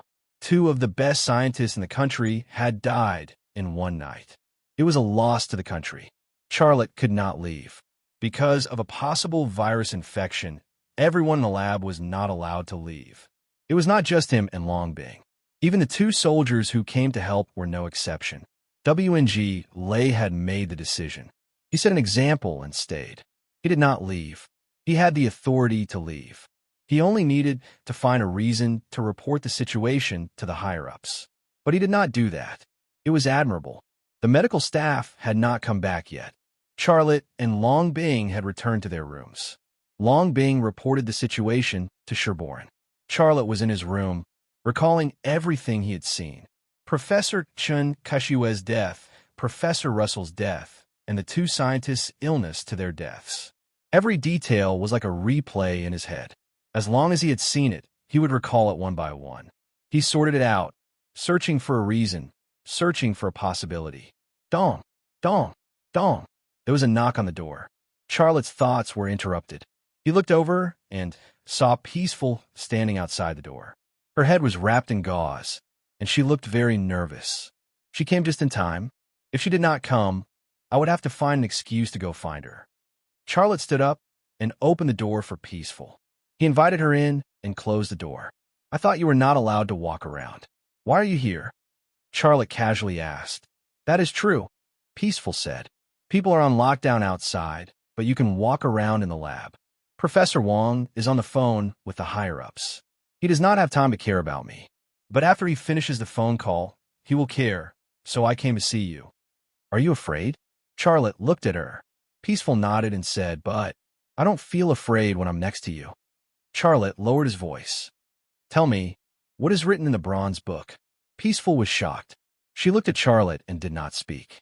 Charlotte smiled. "It's okay. I know you guys have rules here. You cannot reveal the content of your research. If you don't want to tell me, pretend I never asked." Peaceful bit her lip. She looked at the closed door and moved closer to Charlotte's ear. She lowered her voice and said, "The bronze book has 32 pages, and there are 10,000 words. Not one more, not one less. I've looked up a lot of information, but I don't even know what language it is from." Charlotte was shocked. "You can't even recognize a word?" Peaceful shook her head. "It's not just me who doesn't recognize it. I've called many experts in the same field, and even language experts in the country. No one has seen this language before. Even an archaeologist like Peaceful could not read the words on the bronze book. The bronze book was definitely not something from the Yongle period of the Ming Dynasty. Charlotte also had a feeling that the contents of the bronze book were most likely related to the mysterious ancient alloy. Charlotte found a pen and paper and handed it to Peaceful. Can you write me a few words from the bronze book? It's best if it's at the very beginning. Peaceful did not refuse. She quickly wrote something on a piece of paper. Charlotte took the piece of paper and examined it carefully. The words on the paper were very strange. They looked like little people in different poses. Some of the words were even in the shape of human heads, with strokes that looked like eyes and mouths. He had never seen such words before, let alone recognize them. After reading it, Charlotte tore up the paper and flushed it down the toilet. He wouldn't forget what he had seen, so there was no need for him to leave behind a piece of paper with mysterious words. If they were discovered, both he and Serenity would be in trouble. Charlotte returned to Peaceful's side. What else do you know? Peaceful put her head next to Charlotte's ear. Her lips were about to touch Charlotte's ear. So far, the experts have not found anything. They have not learned anything. Professor Wong is under a lot of pressure. He often gets angry for no reason. This was an important matter, and the higher-ups had sent W&G Lei to be in charge of it. They gave him people and money. They gave him whatever he wanted. But after working for so long without finding anything, the higher-ups were not happy. It was easy to imagine how much pressure W&G Lei was under. Peaceful's voice was soft, but I heard another group of people took the compass and left to find the next treasure. Charlotte's heart jumped. Where did they go? Peaceful said, I don't know. I asked W&G Lei, but he scolded me. I didn't dare ask again. Don't ask him. Charlotte told her, you have to be careful. I don't know what those two pieces of metal are, so it's best if you don't touch them. The two scientists who died before were people who had come into contact with those two pieces of metal. Okay. Peaceful could not help but smile. You care about me. It feels warm. Charlotte smiled. Has your mother forced you to go on a blind date? Peaceful's smile dimmed. Her lips curled. I moved out. I haven't been back in a long time. I'm sorry. Charlotte apologized. Why are you apologizing? Peaceful said, you said I am a person. I'm not a commodity. I should have my own life. I think what you said makes sense. I also deserve to live the life I want. As for my parents, I will wait for them to think this through before I go back. I support you, Charlotte said. At that moment, Peaceful suddenly moved next to his ear. Her soft and wet lips touched his ear. Charlotte's body froze. Peaceful's face turned red. She quickly said, I'm sorry. I just remembered I missed something. I want to tell you. It's okay. What did you remember? Tell me. Charlotte did not mind. Peaceful blew hot air into Charlotte's ear. Her voice was soft. One time, I heard Professor Wong on the phone. He called him Mr. Sure. They mentioned you. When she spoke like this, the warm breath from her mouth brushed past his ear, making him feel itchy. If it was something else, Xia Lei would have avoided it long ago, but what she was talking about aroused his intense curiosity. He had no choice but to endure her harassment and bite the bullet to ask, what did they talk about? Peaceful kept blowing into Xia Lei's ear. I couldn't hear what Mr. Sure said. I only heard Academician Wong say a few things. He said you don't need to find the next treasure spot. He also said you shouldn't be exposed to too many secrets. Xia Lei was shocked. Charlotte now understood. Sherborin had wanted him to be in charge of finding the next treasure spot. He had asked Wang Lei for his opinion, but Wang Lei had rejected him. He had said he shouldn't let Charlotte know too many secrets about the ancient alloy. That was not really a secret. Okay, I understand. Thank you. Xia Lei smiled. Academician Wang doesn't want me to steal his credit. He doesn't know me at all. I don't care about credit and honor. I already have too much credit and honor. But what's the use of it? It's useless. It was true that he had brought back the world's most advanced smart machine from Germany. That was a big credit. Also, he had built the Thunderhorse Army Factory to produce the world's most advanced sniper rifle for China. That was also a big credit. But so far, what had he gained? There were benefits, but there were also a lot of troubles. He was even. He had seen through credit and honor a long time ago. He didn't care about it all. Peaceful suddenly touched Charlotte's ear. It was soft and gentle. She paused for a long time. It was not an accident. She did it on purpose. Charlotte couldn't stay calm anymore. He quickly moved his ear away and looked at her awkwardly. He was also very curious. In his mind, Peaceful had always been a timid and weak girl. She was also a quiet and shy girl. How did she become so bold and unrestrained now? She dared to tease a man like that. Their eyes met, and Tranquil's face turned redder. She became nervous, and her firm and plump breasts were visibly moving up and down. Then, she closed her eyes. She was waiting for something. This was the body language of a woman asking for a kiss. Xiaolei was no longer the rookie he used to be, so how could he not understand this body language? However, it was precisely because he knew what she was trying to do that his head started to hurt. He didn't understand. Why did she want him to kiss her all of a sudden? It was funny. The female doctor, who had been waiting for a kiss with her eyes closed, quietly opened one eye. When she saw Charlotte staring at her, she closed her eyes again and continued to wait. Her personality was bolder than before, but she was still stupid in this area. If she were a smart woman, an experienced woman, she would continue to tease him. Weren't all men like that? At first, they had a bottom line, but when their bodies replaced their brains to make decisions, they didn't even have a bottom line. They didn't even have a bottom line. Just when it was very awkward, someone knocked on the door. Dong, dong, dong. Who is it? Charlotte quietly sighed in relief. She quickly turned around to open the door. Peaceful stomped her feet and said to herself, I did what the book taught me. Why didn't it work? Oh, I forgot to say it was hot. Then I took off my clothes. Stupid. Hearing this, Xiaolei's footsteps trembled, and his face was full of smiles. It was WNG Lei who knocked on the door. Academician Wang, what can I do for you? Charlotte tried to be polite. WNG Lei looked at Peaceful, who was standing in a room. He looked at Charlotte and asked, What are you guys doing? Charlotte said, Peaceful and I are friends. What happened just now scared her. She came to find me, and we talked. WNG Lei looked at Peaceful. Is that true? Peaceful nodded timidly. Yes, that's right. Charlotte interrupted and said, Academician Wang, don't worry. We didn't talk about anything sensitive. By the way, why are you looking for me? The medical staff is here, WNG Lei said. Everyone here has to do a full physical examination. Mr. Xia, you're the first. Come with me. I am a first. Charlotte had a weird feeling. Why? WNG Lei said, Is there a difference between being the first and being the last? Don't ask so many questions. Come with me. Okay. Charlotte followed WNG Lei out of the room. I will go too. Peaceful followed.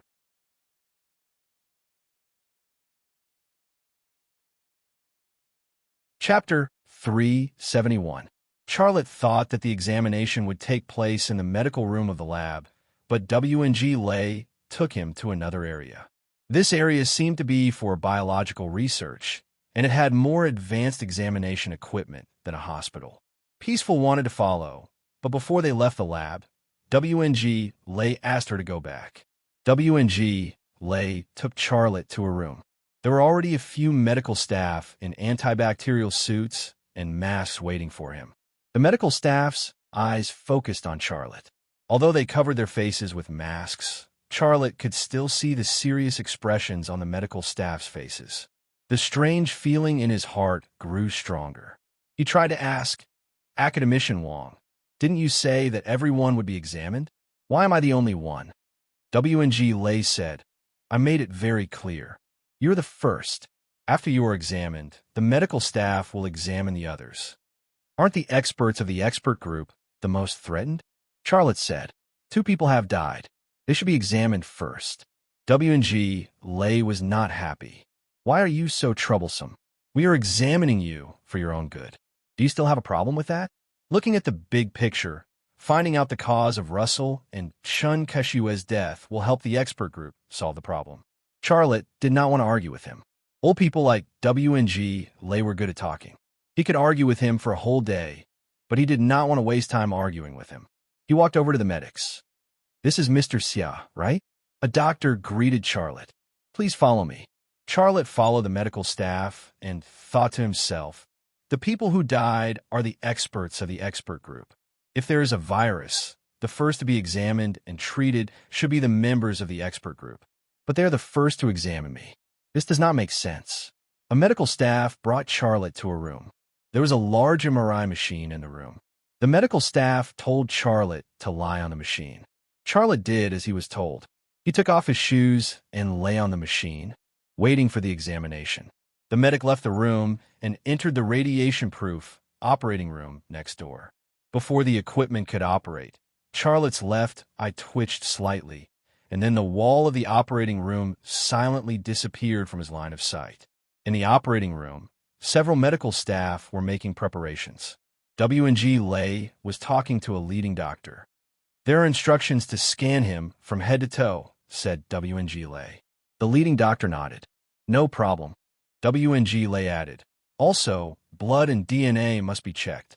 Everything must be carefully checked, and the results must be kept. Also, after the examination, tell him to wait for the results and don't tell him anything." "Don't worry, Academician Wong. I know what to do," the leading doctor said. Then, a medical staff started the machine. Charlotte also withdrew his gaze. At this moment, a monstrous wave had already set off in his heart. From the conversation between W&G Lay and the doctor, he had already grasped a piece of information, which was that someone had already suspected him and arranged the examination with the help of this incident. Who was suspecting me? Could it be that the higher-ups already knew of AE's existence? Are they starting to do what the CIA wants to do to me? If they get the results they want, what will they do to me? These questions suddenly popped up, and Charlotte's heart suddenly had an additional feeling of anger, and he could not help but feel nervous. He could not avoid this. Although he had the ability to see through the organs in his chest and abdomen, he could not see through high-level organs such as his brain and eyes. In other words, until now, he did not know what kind of changes had happened to his left eye and brain. Ding, ding, ding. The MRI machine made a very uncomfortable sound. Xiao Lei felt like he was a naked woman on the beach. Everyone was staring at his body, and they were full of desire. There were a few times when he wanted to get up and stop the examination. However, every time this idea popped up, he hesitated. He was sure that he was being targeted, and the other party also had targeted suspicions, which was why they arranged this examination.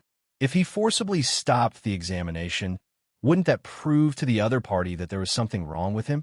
He could not leave, and he was worried that his secret would be discovered during the examination. Charlotte's heart was very conflicted. Suddenly, his head inexplicably heated up again. That feeling was exactly the same as the feeling of resisting the anesthetic gas in the basement of the Jiangnan Hotel. That time, his life was in danger, so his brain had the strange symptoms, and he was immune to the anesthetic gas.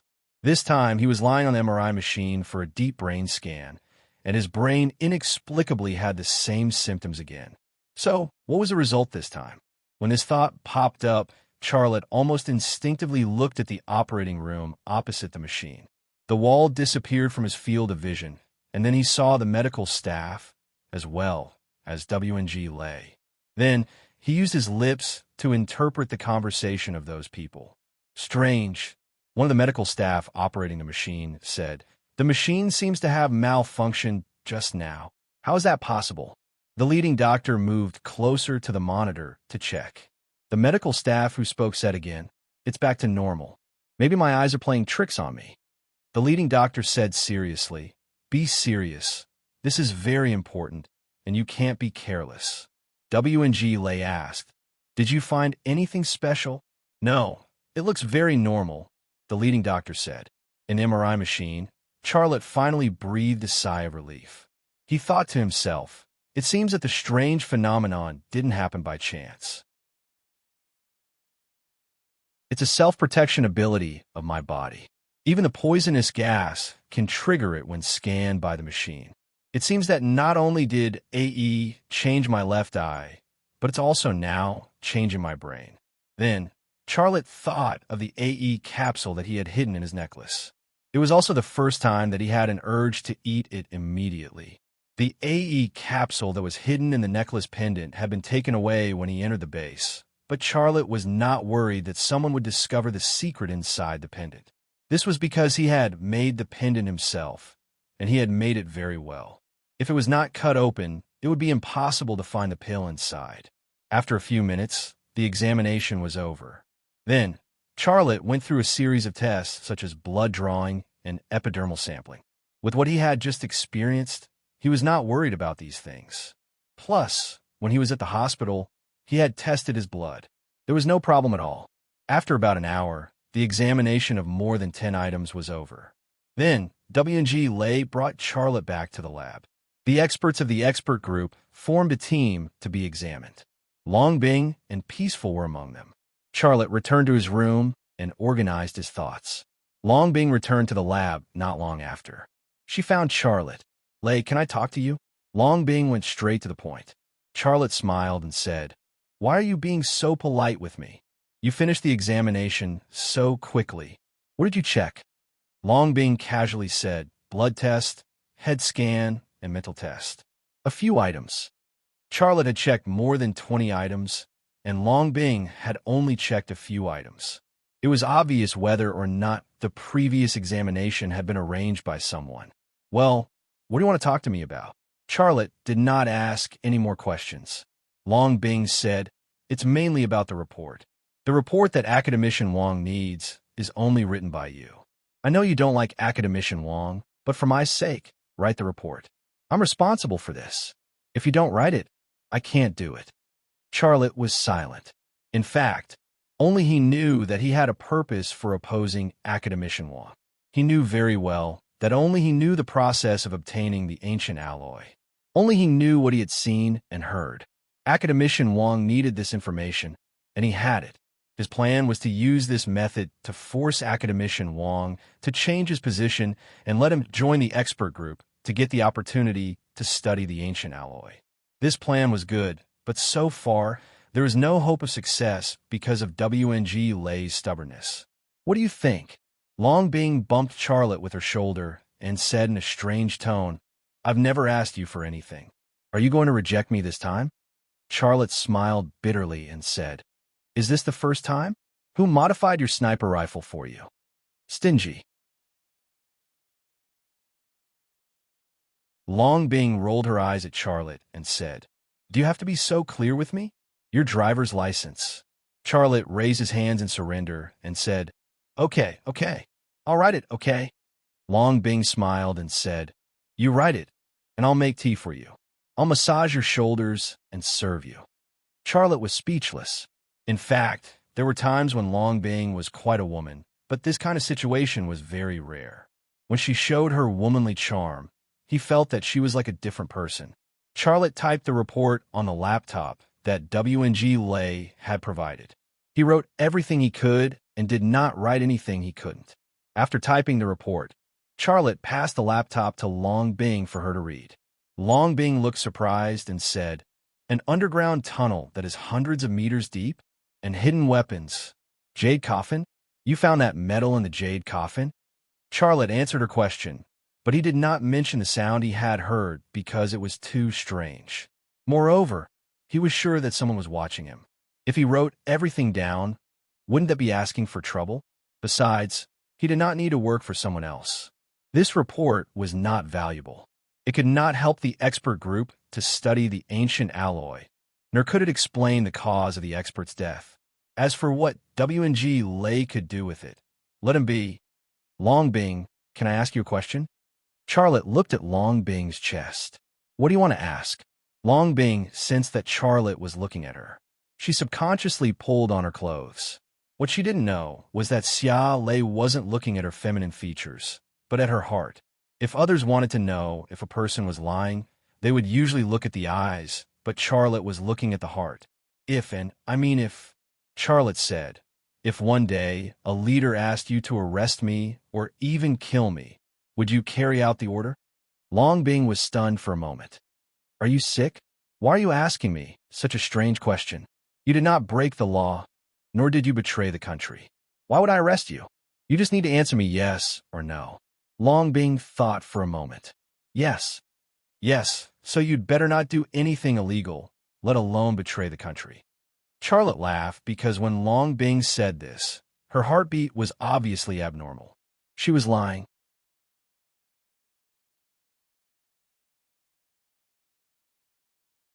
Chapter 372.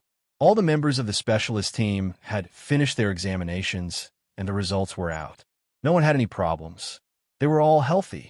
The fatal poison they had suspected did not exist at all. What was even more confusing was that the medical staff had performed an autopsy on the two bodies. There was no evidence of poisoning or heart attacks. Russell and Chan Kashiwa, the two scientists, seemed to have reached the end of their lives. They suddenly left. Charlotte could not see any hope of joining the specialist team. He could not get a chance to touch the two ancient alloys and the bronze book. The next morning, he gave the report to W&G Lay and asked to leave. W&G Lay had received Charlotte's report. He had done the examination that the higher-ups had arranged for Charlotte. He did not want Charlotte to stay there.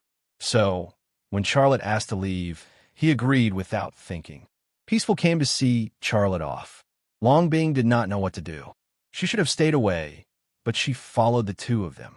Seeing that they were about to leave the tunnel, Peaceful suddenly gathered her courage. Lay, will you come back? I don't know. I don't think so. Charlotte did not miss this place at all.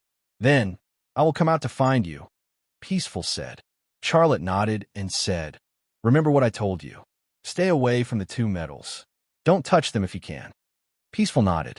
Actually, they don't want me to touch them. I study archaeology, and I'm good at it.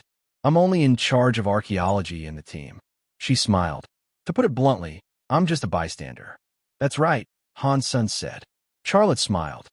Don't say that. The work you are in charge of is very important. A large part of this project is related to archaeology. Okay, that's it. Don't send me off. Go back. Call me when you come out. I will treat you to tea. That. Peaceful's face was red. She looked nervous. Let's hug. Charlotte froze. Peaceful closed her eyes. She could even use the body language of a woman asking for a kiss. Charlotte really admired her. Xiao Lei hesitated, but he still hugged Peaceful. He hugged her and patted her back. Let's go back. Let's go back. Yes, yes. Longbing coughed. Only then did Peaceful leave Charlotte. She turned around and ran into the base. During this process, she didn't even dare to look at Longbing, let alone look into Charlotte's eyes. The way she ran was also very strange, like a foal going for a bath. Is it soft? Longbing suddenly asked. Charlotte looked at her, puzzled. What do you mean? Longbing pointed at her chest. Charlotte suddenly understood what she was talking about. He stared at Longbing. She is a cultured person. She is different from people like us. The hug when you say goodbye. Isn't that how it is in the West? Longbing laughed. I think she's quite small, but her chest is very big. I want to know if she stuffed foam cushions or something. What was your answer? Charlotte was speechless. Is it hard to answer? Did you stuff something like that? F*CKU. Ha. Longbing was like a different person from the Longbing from before. After leaving the base, Charlotte took back all of his items, including his necklace. He used his X-ray vision to look at his necklace and saw the pills hidden inside. He felt relieved. On the way to the mountain, Charlotte kept thinking about a question. Should he take the last AE capsule? After thinking about it, he still couldn't make a decision. I heard from Tang Yuyin that you are going to Russia to participate in a small arms exhibition. Is that right? On the mountain road, Longbing broke the silence in the car. Charlotte said, well, yes. Such a good sniper rifle, of course, I have to show it off and win glory for the country. Longbing rolled her eyes at Charlotte. Don't make it sound so noble. The main purpose is to get foreign orders, right? Charlotte smiled. Isn't it good to earn foreign exchange for the country? It is good, but I have to remind you that selling weapons is not a simple thing. Longbing said, you can't sell to hostile forces and you can't sell to terrorists. Otherwise, you'll get into trouble. Got it. I will pay attention. Thank you. Also, I am very familiar with the situation over there. You better not touch the women over there. Be careful of getting infected with some dirty diseases. Charlotte's smile suddenly froze on his face. He couldn't say anything. When did his image become like this? It was already late in the morning when they returned to the city. Longbing went back to 101 innings, and Charlotte drove to the Tang family's house. Tang Yuyin asked him to buy a gift, but he knew that it was a joke and couldn't be taken seriously. The Tang family was not short of money, and Tang Tianlong's identity was special. If he carried a big bag of expensive gifts to the Tang family, it wouldn't be good if he was seen.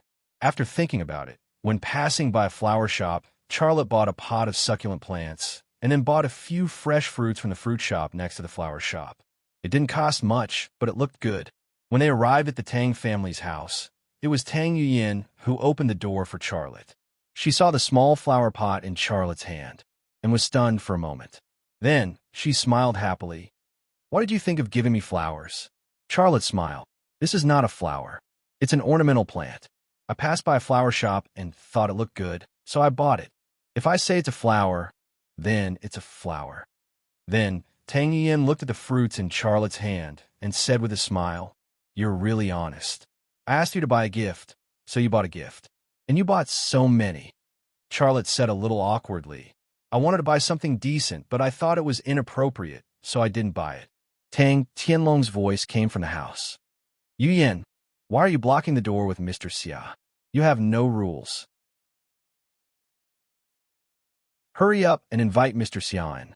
Tang Yuyin stuck out her tongue playfully, took the flower pot and fruits from Charlotte's hand, and led Charlotte into the house. Tang Yinhai was also in the living room. The two generations of the Tang family's masters were sitting on the sofa, looking at Charlotte. Charlotte greeted them with a smile. "Hello, Uncle Tang." "Hello, Grandpa Tang." Sit down, sit down." Tang Tianlong asked Charlotte to sit down, and then said, "Yuyin, make a cup of tea for Mr. Xia, and then go to the kitchen to help your mother cook. Let Mr. Xia stay here for lunch today." "Okay," Tang Yuyin responded readily, and then went to make tea for Charlotte. Charlotte said with some embarrassment, "How can I do that?" Tang Yinhai glared at Charlotte. "Boy, you're a martial arts practitioner. You're not straightforward at all." Charlotte followed and said, "Then I'll bother you." Tang Yuyin made tea for Charlotte, put it in front of Charlotte, and said with a smile, "Master Lei, please have some tea. I'll cook for you right away." Charlotte looked at her speechlessly and didn't know what to say. The two generations of Tang family's masters also looked at Tang Yuyin with strange eyes. Perhaps, as long as Charlotte disappeared out of thin air, Tang Yinhai would hit Tang Yuyin with the dragon head crutch in his hand. "It's just a joke. What's with your eyes? Lazy and I have been through life and death in Afghanistan. We came out of the rain of bullets. Pretend that I didn't say anything. I'm going to help my mother cook."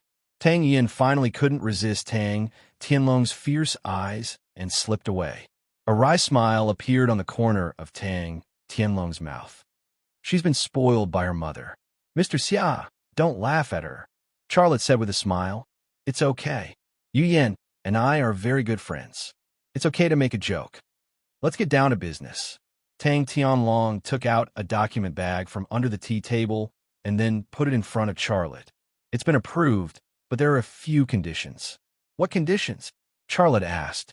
Tang Tianlong said, "The first condition is that Anina can't go to Moscow. Her identity is very special. She is still the person that Germany and the CIA are looking for. Once she appears in public, it will attract a lot of trouble." Charlotte thought for a moment. "I'll go back and talk to her. I should be able to convince her. There's no problem with this condition. What else? It's a good thing that you take the sniper rifle produced by your company to Moscow to participate in the exhibition. With the performance of your sniper rifle, it is bound to attract attention and even cause a sensation. At that time, there will be a lot of orders from all over the world. What the higher-ups mean is that any order you sign must be approved by China. Whoever can buy it, who can sell it to, you can't make your own decisions." Longbing had already reminded him about this. Charlotte was already prepared in his heart.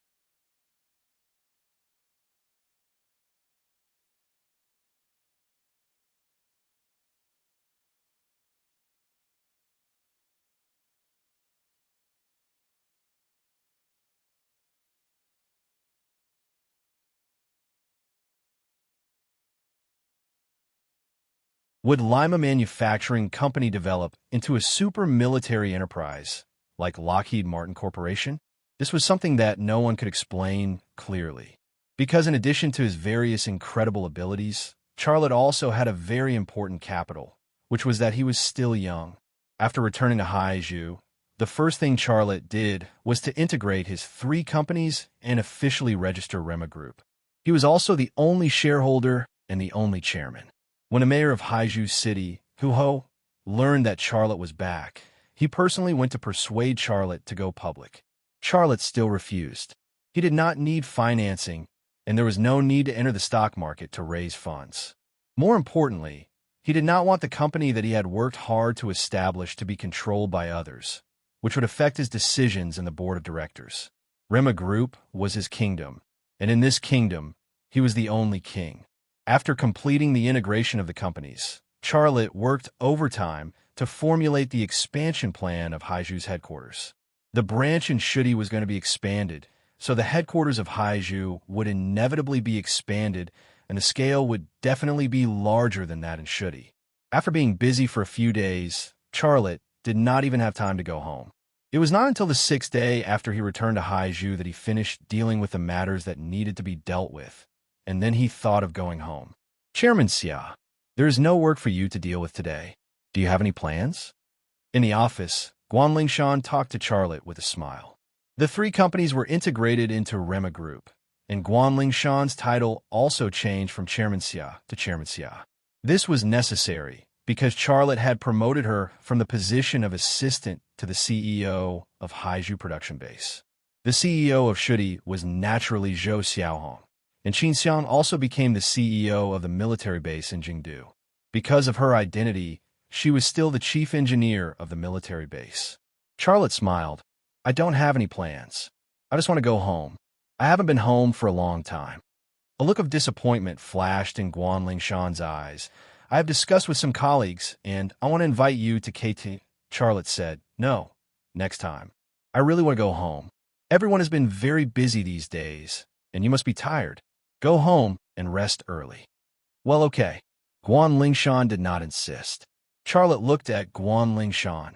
By the way, your work is very good. I want to reward you. What do you want? Guan Lingshan also shook her head. Chairman Xia, last year I was just a college student, and my salary was only a few thousand yuan. Now you have promoted me to the CEO of Haizhu Production Base, and my annual salary is more than 1 million yuan. I'm very grateful to you. How can I ask for any reward? I don't want it, I don't want it. In 1 year, a girl who just came out of school became a CEO, which was already a legend in the workplace. Guan Lingshan was a person who knew how to be content and grateful. Of course, she would not want any reward from Charlotte. And Charlotte also liked this of her, otherwise he would not promote her like this. Hearing her words, Charlotte did not insist. He said with a smile, Well, I will give you a big red packet at the end of the year. Guan Lingshan giggled. Then I thank you in advance, Chairman Xia. Do you have a girlfriend?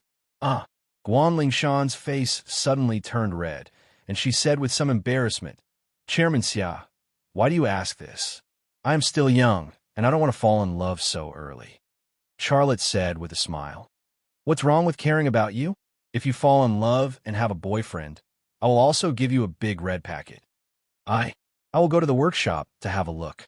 Guan Lingshan's face was shallow, and she could not resist Charlotte's teasing, so she left the office as if she was escaping. The setting sun hung in the western sky, about to sink, and there was a gorgeous cloud where the earth and the sky met. It looked like a giant dragon with its fangs and claws, which would break through the sky at any time and rush out of the 9 clouds. A black BMW M6 ran in the afterglow of the setting sun through the streets and alleys, and then entered an old community. The familiar scene, the familiar face. As soon as he got out of the car, there was a familiar and intimate feeling on Charlotte's face. That feeling was really comfortable. This kind of feeling could only be experienced by those who had been wandering in a foreign land for a long time. A group of aunties carrying audio equipment passed by, and one of them recognized Charlotte and said in surprise, Isn't this Lei Zi? Hello, Auntie Zhao. Charlotte greeted politely. He knew all these aunties. Oh, you've grown up now, and you're still so polite? How rare. The woman called Auntie Zhao giggled and said, Have you found a partner? Auntie can introduce you to one. Charlotte ran away. The group of aunties muttered behind him. Look at Lei Zi.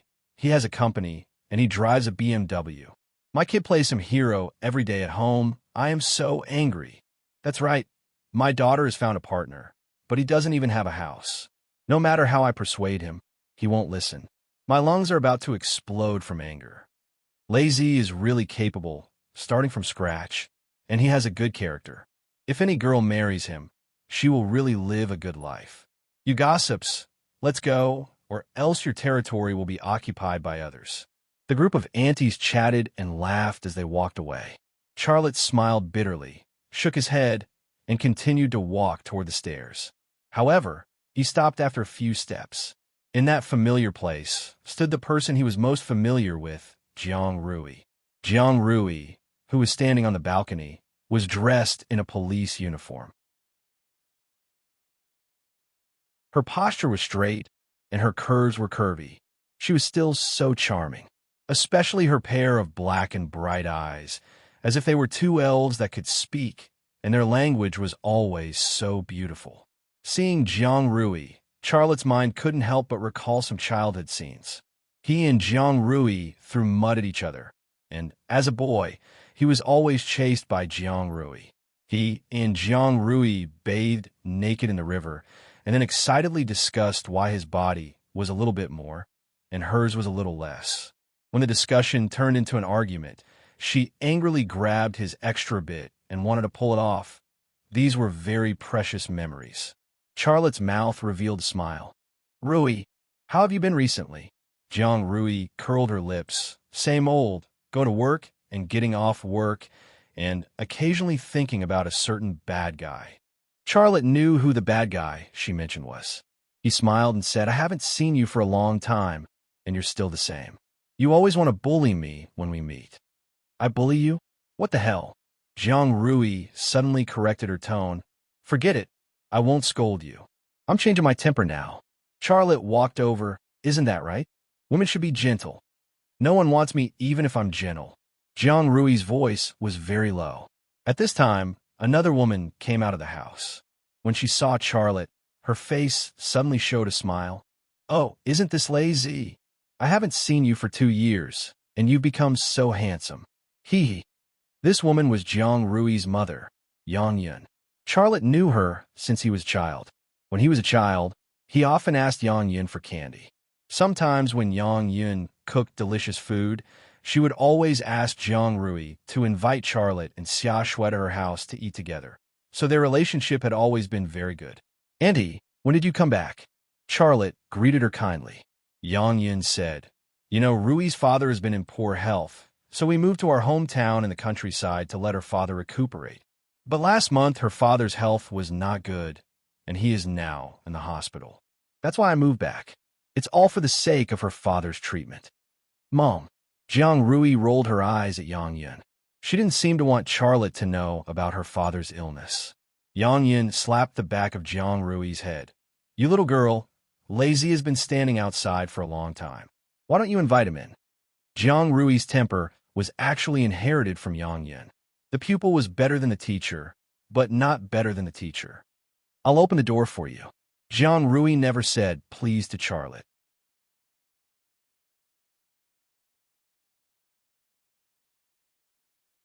Chapter 374. Jiang Rui's house was still the same. Charlotte was familiar with everything in her house, even the bathroom. As soon as he entered the door, Yang Yun handed a cup of water to Charlotte. Charlotte thanked her profusely. It's summer vacation. Why didn't Xiao Shui come back? Yang Yun asked. Charlotte said, She's in the capital and won't come back for the time being. If she comes back, she'll definitely come to visit you. Did you move? No. Charlotte said, It's just that I'm too busy with work and have little time to go home. Yang Yun stared straight at Xiaolei. I heard a lot about you from Rui. You have a successful career now, but you still have to do it. Your health is also very important. Don't work too hard. It's not good to tire yourself out. Charlotte nodded. Well, I'll pay attention to my rest. You're not young anymore. It's time to think about starting a family. Do you have a girlfriend? Why don't you bring her back for me to see? While speaking, Yang Yun glanced at Jiang Rui. The latter rolled her eyes at her. Charlotte was a little embarrassed. I found one, but she blew it. It's good that you blew it. Ah, Charlotte's mind was already in a mess. Annie said the wrong thing. What a pity. Yang Yin covered her mouth with a smile on her face. In my opinion, a girl who grows up with your childhood sweetheart is the best. Mom, Jiang Rui interrupted Yang Yun's words. Aren't you going to the hospital to see my dad? It's time to go. It'll be too late if you don't go now. Yang Yun glared at Jiang Rui with dissatisfaction. Just as she was about to say something, her phone suddenly rang. The call was from the hospital. Out of money again? Didn't you just save 5,000 a day before yesterday? This is... Okay, I'll deposit some more in the account tomorrow. How about I stop? Can you make an exception? Just now, they were talking and laughing happily. But after receiving a phone call, the smile on Yang Yun's face disappeared and was replaced with a sad face. Jiang Rui also seemed to have a lot on his mind. Charlotte asked tentatively, Annie, what illness does Uncle Jiang suffer from? Yang Yun was silent for a moment before saying, It's uremia. We moved to our hometown in the countryside because the cost of dialysis there is lower. But now, Rui's father's health was getting worse and worse. The doctor said that he needed a kidney transplant. We can't find a donor, and even if someone donates, it won't be as commoners. Also, Rui's father's illness has depleted our family's savings in the past 2 years. Even if there's a volunteer donor, the surgery fees can easily reach millions. How can we afford the surgery? Sigh. Charlotte's gaze shifted to Jiang Rui. Why didn't you tell me about this? Jiang Rui wanted to say something, but hesitated. Charlotte was a little angry. How could you hide such a thing from me? Do you take me as an outsider? Tears welled up in Jiang Rui's eyes. It wasn't so serious before. Every time I call my mother, she said that my father's condition was improving. Why would I mention such a thing? But after my father came back, I realized that the problem was very serious. I tried to call you, but I couldn't get through. At that time, Charlotte might still have been in Afghanistan. Yang Yin said, Lei, you can't blame Rui for this. If you want to blame someone, blame me. I don't want to be criticized by my neighbors. Charlotte thought for a moment. Take me to the hospital to see Uncle Jiang. I'll talk to the doctor. Let me deal with this matter. The tears in Jiang Rui's eyes became thicker. Yang Yin held Xia Lei's hand as tears streamed down her cheeks. Lei, it's useless. Without a healthy kidney, even if you lend us the money for the operation, Rui's father won't be able to recover. We appreciate your kindness, Charlotte interrupted Yang Yun's words. Auntie, you also treat me as an outsider, don't you? No. I've never treated you as an outsider. I've always treated you as my son, Yang Yun said. Charlotte was not interested in thinking about the other meanings in this sentence. He said, Well, let's go to the hospital. I'll talk to the doctor. The doctor has a way to deal with this kind of thing. There are no willing donors, and there's also a black market. As long as you're willing to pay, it can be solved. Black market? Yang Yin seemed to see a glimmer of hope. She was excited and worried. Then, how much will it cost? Money is not a problem. I'll pay any amount. Charlotte added, You don't have to pay it back. How can we do that? Yang Yin didn't know what to say. Jiang Rui wanted to say something, but she swallowed the words back. The cost of buying a kidney in the black market must be frighteningly high. It would cost more than $1 million to do the surgery through the legal channel. Wouldn't it be a few million to do the surgery through the black market channel? With so much money, she couldn't pay it back even if she wanted to. Let's go. You're still so slow, Charlotte said to Jiang Rui. If it were in the past, Jiang Rui would definitely argue with Charlotte, but she didn't today. She nodded and looked very docile. Well, let's go to the hospital. Yang Yun wiped her tears, but there was a smile on her face. She secretly said in her heart, I can't pay it back. At worst, I'll give my daughter to you. When they arrived at the hospital, Charlotte met Jiang Rui's father, Jiang Shuqing. Jiang Shuqing stayed in a large ward with a very poor environment. His condition was also very poor. There was no color on his face, and his spirit was also dispirited. His whole person gave a feeling of dying. For Charlotte, Jiang Shuqing was actually equivalent to the existence of half a father. 5 years ago, his father, Xia Changhe, disappeared.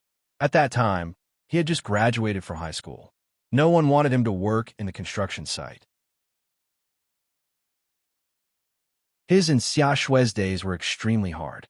It was also during that difficult period that Jiang Shuqing helped him a lot. He used his connections to help him find a job, secretly gave him money, comforted him, and encouraged him. Those past events were vivid in his mind, and he had never forgotten them. Such an uncle, who had been like a family to him, had now become like this. Xia Lei, a man of steel, could not help but feel a lump in his throat. He almost shed tears. His voice was also a little choked. "Uncle Jiang, I've come to see you." Jiang Shuqing, who was taking a nap with his eyes closed, heard the voice and opened his eyes. When he saw that it was Charlotte, he was stunned for a moment, and then he smiled. "It's Lei. What did you come back? I just wanted to see you. I didn't expect you to appear as soon as I opened my eyes." Charlotte walked to the bedside and held Jiang Shuqing's hand. "Uncle Jiang, take care of yourself. You will definitely get better." "I won't get better. I know my own situation well." Jiang Shuqing sighed. "The one I'm most worried about is our Rui. She is silly and too innocent. If I leave, there will be no man at home. How will they live? Dad." Jiang Rui wanted to tell Jiang Shuqing the truth. Yang Yin took Jiang Rui's hand and walked out of the ward, leaving the two men there to chat and reminisce. "Mom, what are you doing?" Jiang Rui said unhappily. "I want to tell Dad that Charlotte will help us. There is hope that he can be cured. Why did you pull me out?" Yang Yin smiled and said, "It's okay to say it later. Mom wants to talk to you." "Talk about what?" Jiang Rui looked at her mother with a strange look. "What's going on between you and Lei?" "What do you mean, what's going on? Mom watched you grow up together. I know better than anyone that you like him. But why aren't you together? It's too familiar. I don't feel anything. Is it because he doesn't feel anything for you?" "Mom, I don't want to talk about it." This was a scar in her heart, which would hurt faintly. "Don't want to talk about it? He has helped our family so much. What are you going to do? It's two things, right?" "What two things?" "I'm worried about you even if you're not worried.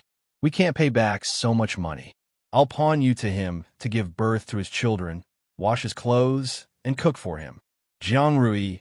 After a while, Charlotte came out of the ward and followed Jiang Rui to find Jiang Shuqing's doctor. As soon as they met, Charlotte said directly, "Doctor, get my Uncle Jiang a VIP ward and arrange an operation for him as soon as possible." The doctor looked at Charlotte in surprise. "Who are you?" Charlotte said, "Charlotte, Mayor Hu Ho is my good friend." As soon as he heard that it was Mayor Hu Ho's friend, the doctor's attitude suddenly changed. "It's Mr. Xia. Hello.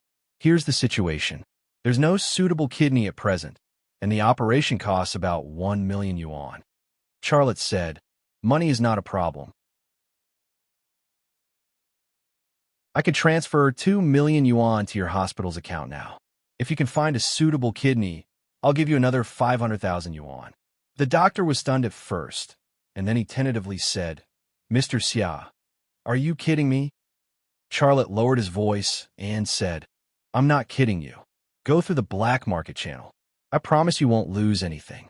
The doctor then said, "Mr. Xia, please come to my lounge to talk." Jiang Rui also followed. Half an hour later, Charlotte and Jiang Rui left the doctor's lounge. Jiang Rui also had a smile on her face, and she felt relaxed. Not for anything else, but because Charlotte had talked everything with the doctor, and her father could be saved. After coming out of the lounge, the doctor personally arranged a VIP ward for Jiang Shuqing and changed the best nurse. His attitude could be described as a 180-degree change. Charlotte stayed in the VIP ward for an hour, and then he left. Jiang Rui sent Charlotte out and silently followed him. In the stairwell, Charlotte asked for Jiang Rui's bank account. Then he called Guan Lingshan and directly transferred 5 million yuan to Jiang Rui's bank account. 5 million, so much. Seeing the amount of money on the text message, Jiang Rui suddenly panicked. "It's not that much," Charlotte said with a smile. "Are you still treating me like an outsider? I'm not sure of money now. You can take it and use the rest as nutrition for my uncle." "You..." Jiang Rui's eyes became misty again. "How can I pay you back? If you pay me back again, I will be angry." Charlotte took out a paper package from his pocket and put it in Jiang Rui's hand.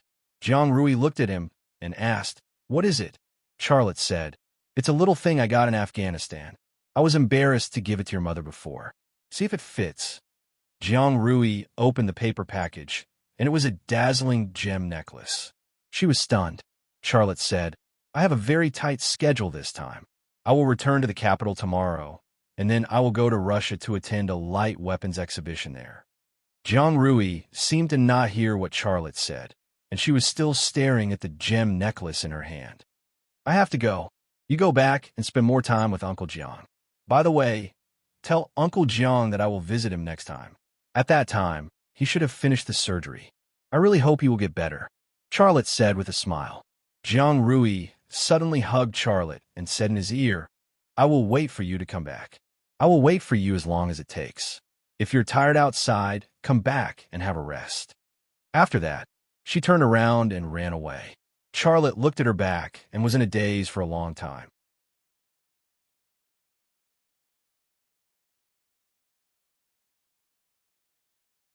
Chapter 375. Under the night sky, Haiju looked like a dream. As he walked out of the hospital, Charlotte's mind was still thinking about what Jiang Rui had said to him. "I'll wait for you to come back. I'll wait for you no matter how long it takes. If you're tired outside, come back and rest." The past events of his childhood surfaced in Charlotte's mind. A bitter smile appeared on his lips. "You've said it, but what should I do?" He really didn't know how to face such a relationship. He was already shouldering too many emotional debts. He wasn't a playboy, but he was definitely an outstanding man. This was the same principle as how beautiful women always had many suitors. He was outstanding and single. So how could he not be liked by women? Maybe I should find a woman and get married. If that's the case, I might not have to worry about this. He had such a strange thought in his mind. Ring, ring, ring. Ring, ring, ring. Charlotte took out his phone and saw an unfamiliar number. He hesitated for a moment before answering the call. A woman's voice came from the phone. "Charlotte, I'm Gu Qin." Charlotte was very surprised when she introduced herself. "Why are you calling me?" Gu Qin laughed. "Can I catch up with you?" Charlotte frowned. "Gu Qin, although you're working for Shinatiani now, we're not friends. If there's nothing else, I'm hanging up. All right, let's get down to business." Gu Qin stopped laughing. "I'm calling to tell you something. And Xiaoxian has been released." Xiaolei was stunned for a moment. He had expected that someone would use Xiaoxian as a bargaining chip in exchange for political benefits, but he didn't expect it to be so soon. In his imagination, Xiaoxian would be locked up for a few months until the two sides reached an agreement. "He came to see Shinda Tianyin today." Gu Qin said. "I was beside him. He and Shinda Tianyin talked about the God Domain Corporation and Wanxiang Corporation's mobile phone project. Finally, he talked about you." Charlotte pretended to be calm. "What did he say about me?" "Of course it wasn't anything good. He said that you stole his family sword of Attila and several other antiques, so you're a thief. Then he said that you framed him and caused him to be arrested by the police, but he was innocent. He even said that he would settle the score with you. He definitely will." Charlotte sneered. "Did Tianyin say anything?" Gu Qin said, "Of course she spoke up for you. She also advised Xiaoxian not to be impulsive. On the surface, Xiaoxian seemed to agree, but I could see that it was just a pretense. In front of Shinda Tianyin, he will agree to anything, but it's hard to say if he will keep his promise. Then let her bring it on." Charlotte's voice was very cold. If he could kill Xiaoxian and the others at Jiangnan Hotel, he wouldn't mind killing the rest of the family. "That's it then. I'm hanging up." "Wait a minute." Charlotte stopped Gu Qin. "Why are you telling me this?" "Then why do you think I'm telling you this? We're not friends.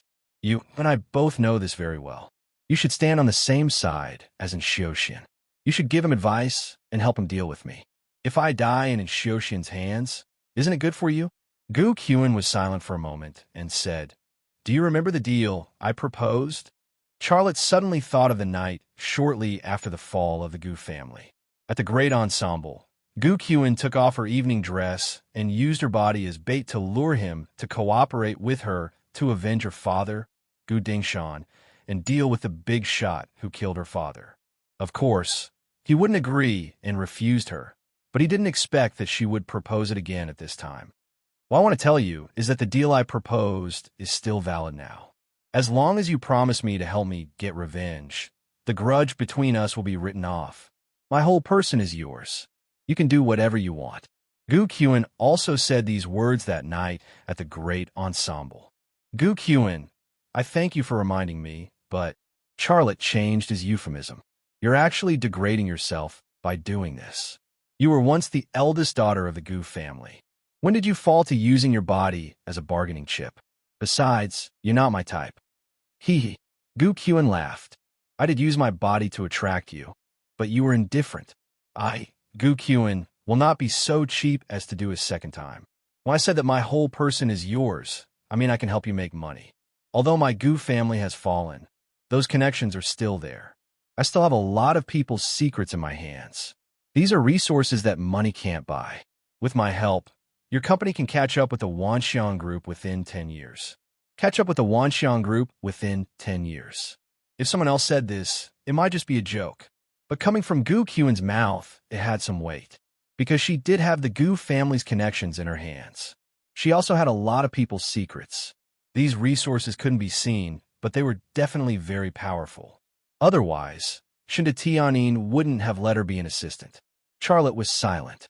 At this time, he had to admit that he was a little tempted. Think about it carefully.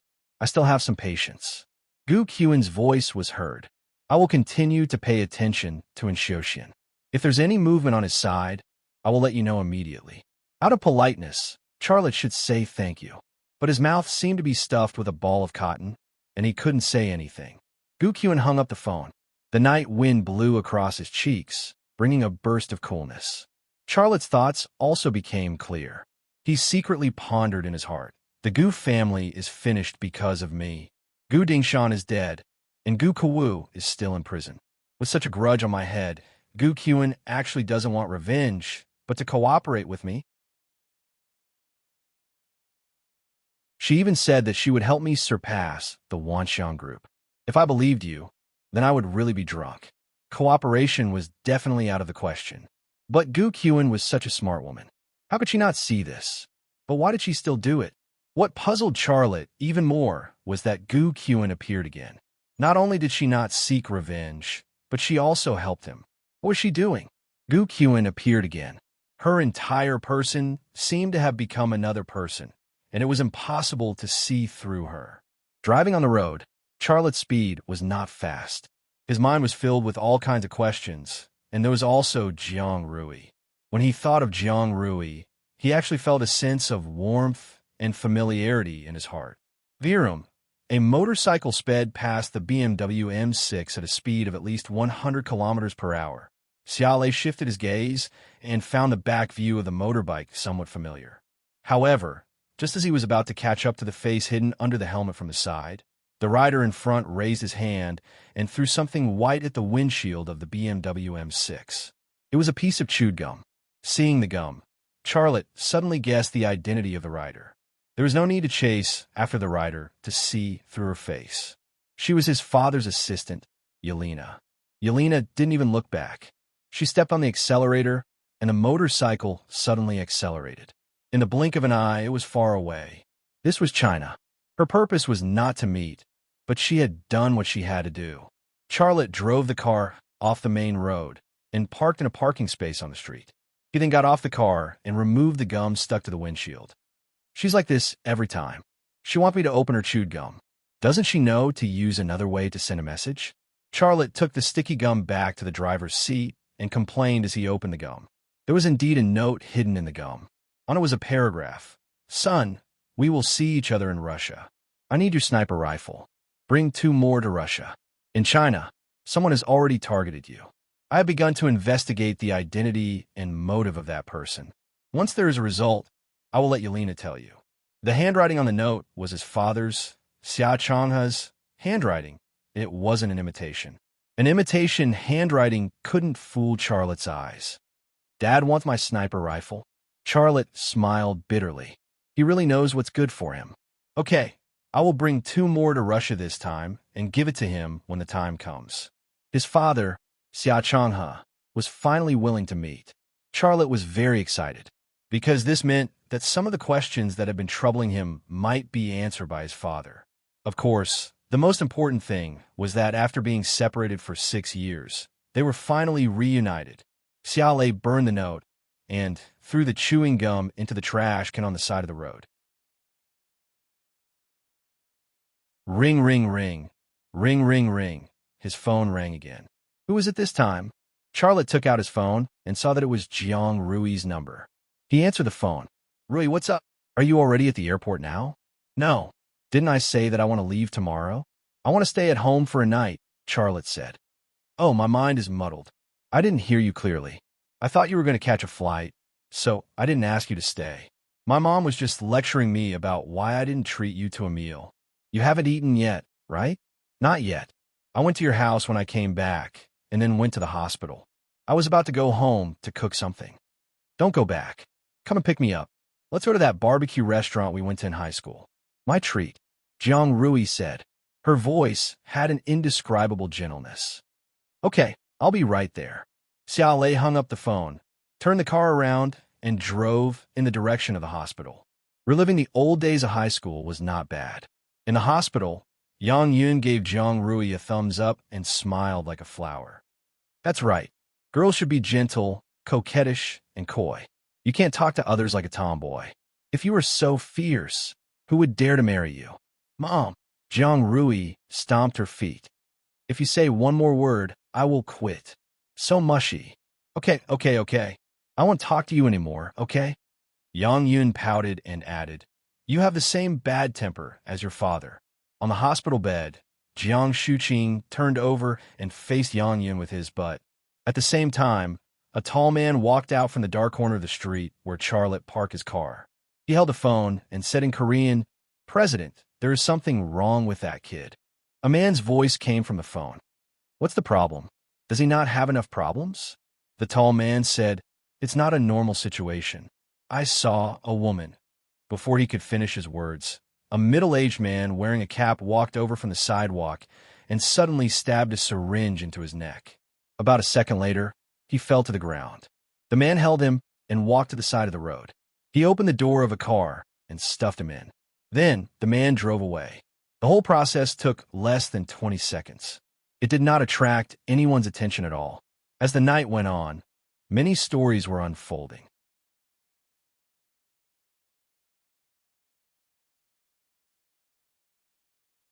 Chapter 376. Li Chunri was a very good agent. The fact that he was spying on Charlotte without being discovered was enough to prove his ability. This was also what Jin Jian saw in him, which was why he was sent to China. Li Chunri was also very willing to work for Jin Jian. Other than the handsome reward, there was also the promise of promotion. More importantly, Jin Jian might become the next president of South Korea. How could he not work hard to complete the mission of the future president? However, everything had ended an hour ago, and things had developed in a bad direction. An hour later, Li Chunri opened his eyes. He found himself in a dimly lit room, sitting on a chair. His hands and feet were tied to the chair, and he could not move. The room was unoccupied, and the walls were covered in cobwebs. There were a few paintings on the wall. They were about 20 to 30 years old, and they were all about workers, peasants, and soldiers. There was a worker with a hammer, a woman with a sickle, and a soldier with a grenade in his hand. There was another door opposite him, and it was closed. He could not see what was going on outside. Damn it! Li Chunri struggled with all his might. He wanted to break free from the rope, but he did not succeed. At this moment, the door suddenly opened, and a man wearing a cap and a blonde beauty walked in from the outside. She was wearing a tight leather shirt, and her chest and buttocks were tightly bound. Her curves were alluring. There was no expression on her face. It was very cold and mysterious. She was holding a black box in her hand, and it was unknown what was inside. The man wearing the cap took off his cap and sat on a chair opposite Li Chunri. Li Chunri saw his face clearly and was stunned. This was because the face of the man in front of him was very similar to Charlotte. It was like Charlotte 30 years later. You are? Li Chunri was a little nervous, and he asked tentatively, Who are you to Charlotte? Xia Chang'e. The man's voice was very low. I am Charlotte's father. What do you want? Li Chengri tried his best to hide the fear in his heart and put on a strong front. I'm an employee of the Korean government. If you let me go now, I'll pretend that nothing happened. Xiao Chang has said indifferently, I know you're Korean, and I also know that you're a Korean secret agent. Your name is Li Cheng-il, 30 years old this year. Last year, during a mission, you shot and killed a few youths who escaped from the north. There was also a girl who was only 18 years old. You humiliated the girl and then killed her. Am I right? Li Chengri's forehead was already dripping with cold sweat, and his voice began to tremble. Who exactly are you? Only Li Chengri knew about this matter, but this person in front of him, who he had never met before, also knew about it. This was really too strange. Xiao Chang's voice was still indifferent. Didn't I tell you just now? I am Charlotte's father. Li Chengri said. Charlotte's father has been missing for 6 years. Xiao Changhe ignored Li Chengri's doubts and continued to say what he wanted to say. And Jin Jian is a father, and he's a very good father. He created a very big family business for his son, and Xiaoxian, with tens of billions of assets. I can't compare to him. As a father, I can't give my son much. But there's one thing that in Jin Jian can't compare to me, and that is that I can do anything for my son and daughter, including killing people. Li Chengri's face immediately lost all color and turned pale. Xiao Changhe continued. Actually, the grudge between you and my son should have ended after Xiaoxian was released, but you guys took advantage of your power to bully him and refused to let him off. Once Xiaoxian was released, you guys couldn't wait to take action.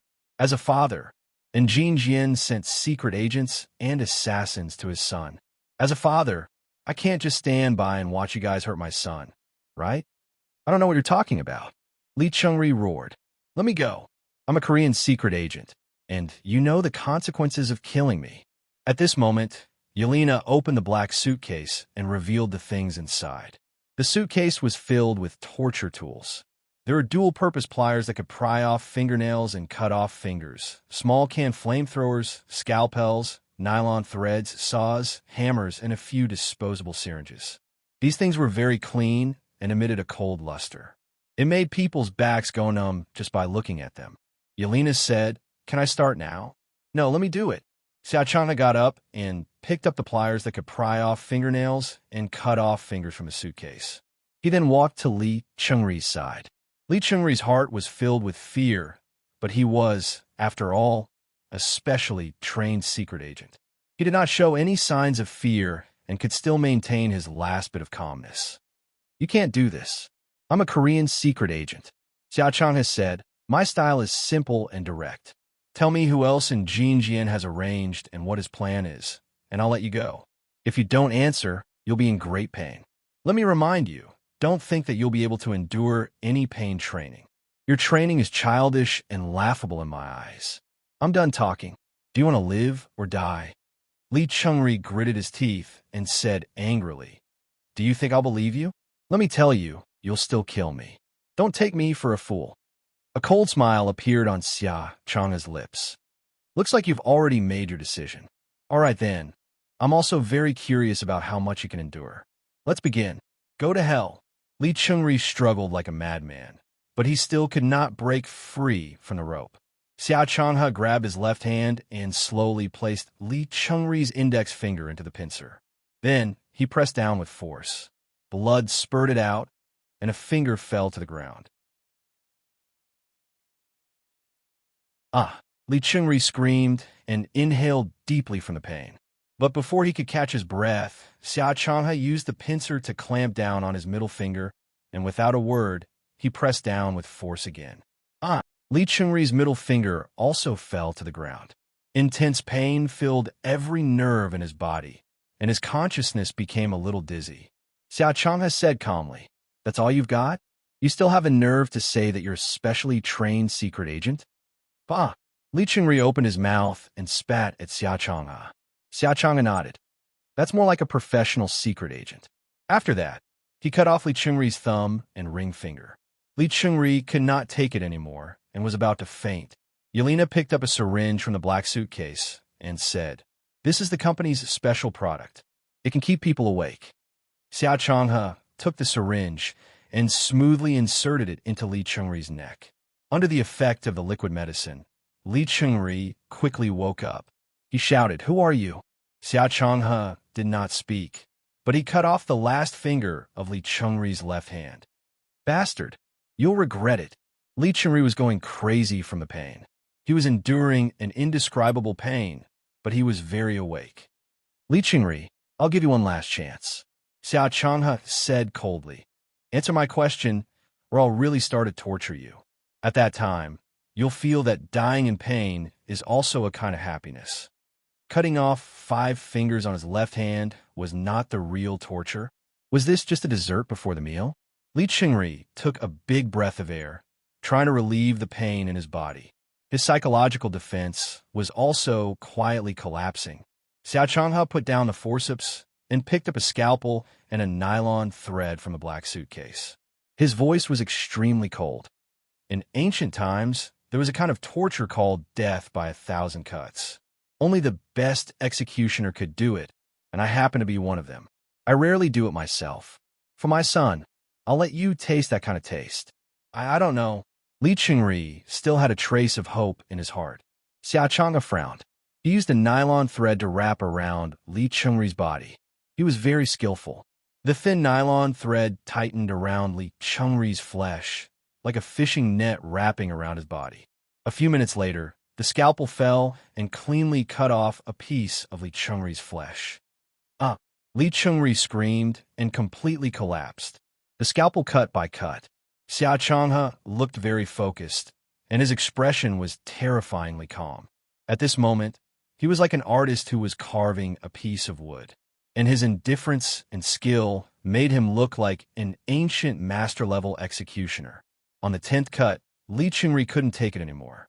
He wailed, "Stop! I'll talk." Xiao Changhe stopped and quietly looked at Li Chengri. Li Chengri cried and said with a trembling voice, "Enjin and the CIB have a cooperative relationship. Enjin paid some people to be in charge of monitoring Charlotte and the people around him and to collect all information about Charlotte. Enjin also provided the CIB with a shocking amount of funds. The CIB started a program called Angler. They planned to capture Charlotte in Russia." Xiao Changhe said indifferently, "Your eyes tell me that you haven't told me everything you know. Are you testing my patience? I've run out of patience. Let's continue." As he said that, he was about to cut someone again. No. Li Chengri took a deep breath. "I also know that in Xiaoxian found an assassin organization and hired an assassin to assassinate Charlotte." "What assassin organization?" I don't know. Let me go. Don't kill me. Li Chengri cried. He had never been so weak. "Okay, I'll let you go." Xiao Changhe went around to Li Chengri's back. "Really?" Li Chengri seemed to see a glimmer of hope. "Really?" As soon as he said that, the scalpel in Xiao Changhe's hand suddenly cut Li Chengri's neck. Blood gushed out like a fountain. Li Chengri's body trembled a few times before he completely calmed down. Xiao Changhe threw the scalpel into the black suitcase and sneered. "Angler program? They will catch a shark. Clean up this place. We're going to Russia." Yelena nodded her head and began to deal with Li Chengri's body. Xiao Changhe took out Li Chengri's mobile phone and found the last number Li Chengri called. Then he wrote a text message in Korean. "President, everything is going smoothly. Charlotte is very alert. If there is any new information, I will contact you immediately." After sending the text message, Xiao Changhe threw the mobile phone at Li Chengri's feet. Yelena poured gasoline on Li Chengri's body. 1 minute later, Li Chengri's body began to burn.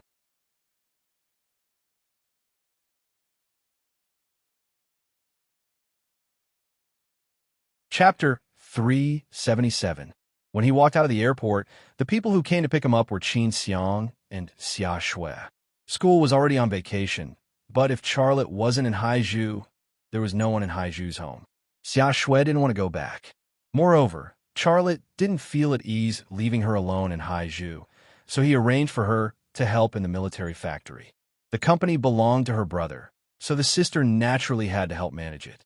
This was also a rare internship opportunity. As Charlotte's business grew bigger and bigger, she would also play an important role in Rema Group. Qin Xiang drove Charlotte's Chevrolet Suburban off-road van. His driving style was similar to his riding style. It was fast and brutal. Sister Xiang, slow down. Do you want to fly? In the car, Xia Shui was very nervous. Although she was wearing a seatbelt, it was not enough. Her hand grasped the handrail under the roof. Charlotte rolled his eyes at Xia Shui. How do you call your brother Qin? You don't want to learn, right? Xia Shui stuck out her tongue. Since the incident where she was almost harmed by Xiaojuan, she also had a little more awe for Charlotte. She didn't dare to simply throw a tantrum. Qin Xiang pursed her lips and smiled. Why are you scolding little Shui? I like it when she calls me Sister Xiang. All the employees in the military factory call me Sister Xiang. Do you want to scold them all? That's right. Xia Shui muttered a sentence, but she said it very quietly. Only she could hear it. Charlotte shrugged. Well, Sister Xiang, after I go to Russia, you have to look after little Shui. Don't let what happened last time happen again. Leave it to me, Qin Xiang said. I was cheated once. Can I be cheated a second time? Brother, I'm not a silly girl. Don't worry about me, Xia Shui said. Charlotte said, you don't know how dangerous this world is.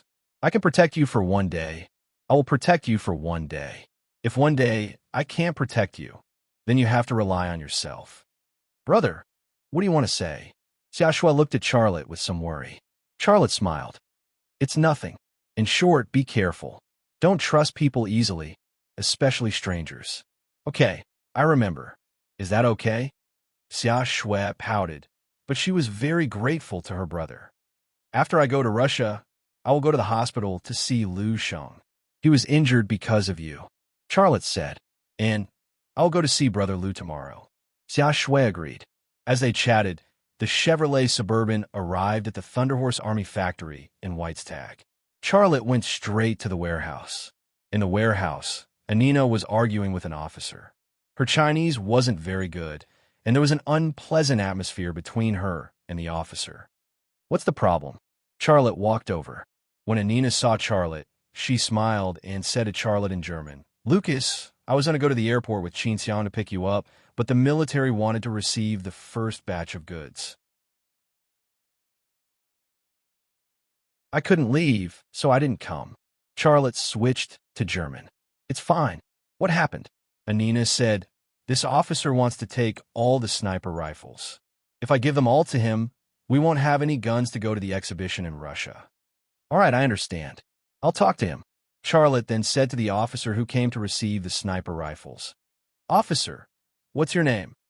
The officer said, my surname is Tian Jun. Charlotte shook hands with Tian Jun. He looked at Tian Jun's military rank and greeted him with a smile. Ah, it's Colonel Tian. Nice to meet you. I'm Charlotte. I know who you are. It's good that you're here. I'll talk to you. I can't talk to this woman, Tian Jun said. I'm from the equipment department. I have a bill of lading from them. It's written clearly that all the sniper rifles in stock are to be taken away. Charlotte furrowed his brow. The situation is like this. Our company is preparing to go to Russia for an international small arms exhibition. We can't give you all the guns we have. We have to take a few to Russia. Why don't you take what you can take first, and we'll give the rest to you after we produce them? Tian Jun shook his head. How can I do that? This is an order.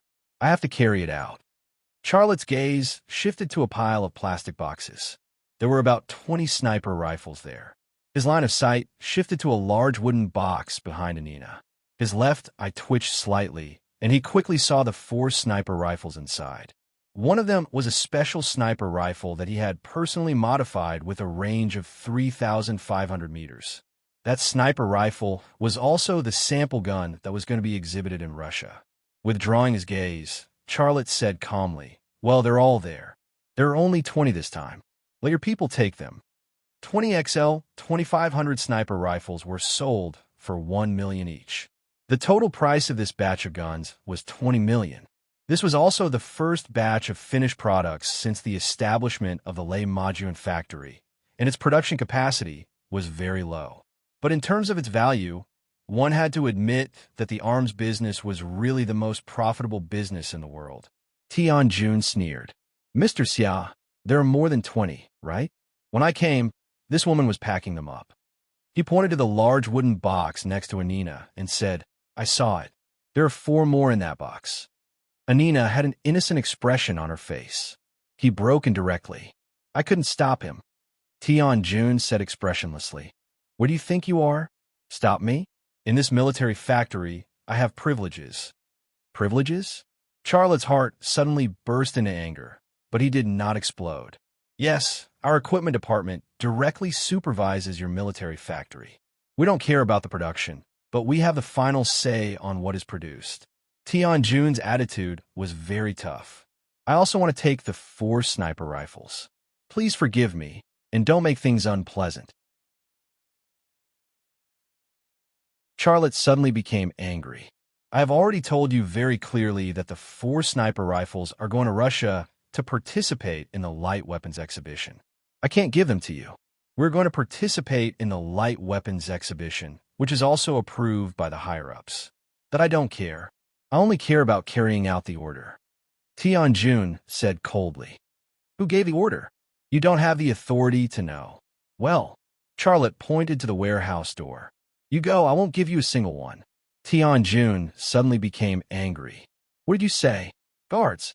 The soldiers outside the door followed him in, all of them armed with guns. Tian Jun said, Take all the guns away from me. Several soldiers did not hesitate, and directly went to take the engineering plastic box with the sniper rifles. Tian Jun called 2 soldiers and said sternly, You 2 go and carry the box to the car. The 2 warriors who were called followed Anina to the wooden box behind her. You can't take it. Anina opened her hands. Are you guys reasonable? Get out of the way. A soldier reached out to push Anina. Anina staggered from his push and almost fell to the ground. Damn! Charlotte could no longer control his anger and kicked the soldier's butt. The soldier fell to the ground with a kick. The other soldier was stunned for a moment and suddenly raised the butt of his rifle and smashed it at Charlotte. Charlotte blocked the butt of the rifle with one hand and at the same time punched the soldier's lower abdomen. The soldier also cried out in pain, took 2 steps back, and fell to the ground. The sudden change shocked Tian Jun and the soldiers who were busy carrying the guns.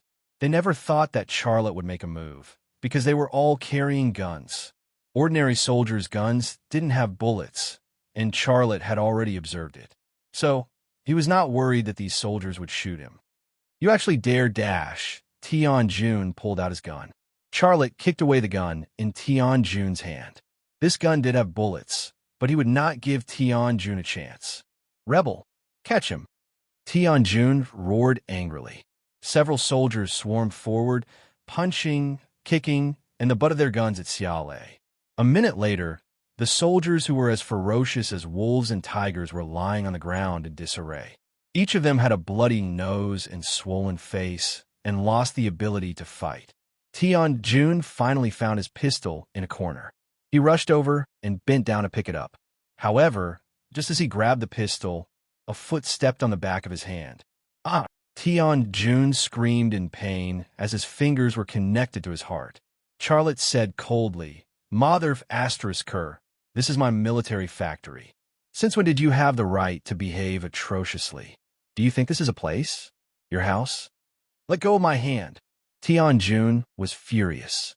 Not only did Charlotte not move his foot, but he also turned his foot. Tian Jun was sweating in pain, but his mouth was even tougher. Charlotte, you will regret it. I already regret it. Producing your mother of asterisk king sniper rifle. Charlotte said angrily. Who sent you here?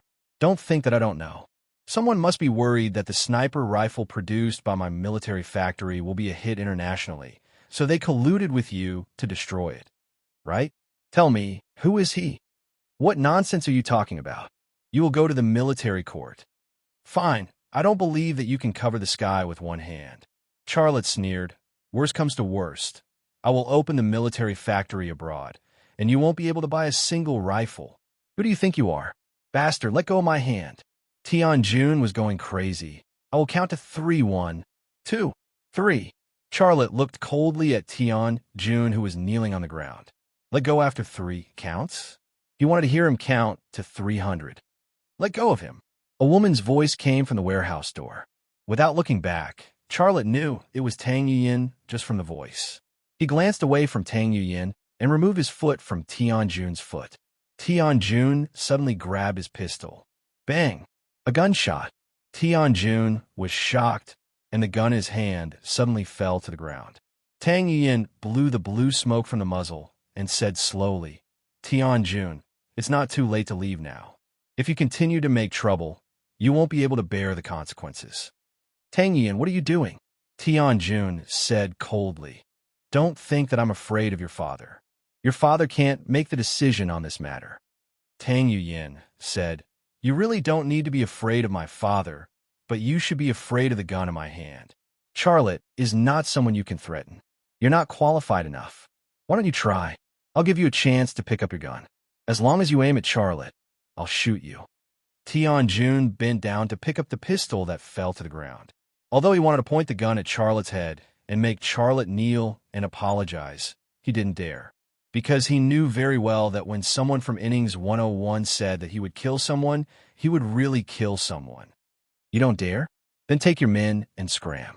Tang Yuyin said, also, tell the people behind you that this exhibition in Russia is approved by the higher-ups. If they still want to ruin it, I'll make it big and they won't be able to bear the consequences. Charlotte looked at Tang Yuyin. He had a hunch that Tang Yuyin knew who sent Tianjun to make trouble. Let's go.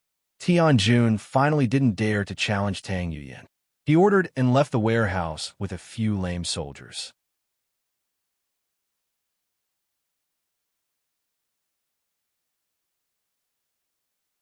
Chapter 378.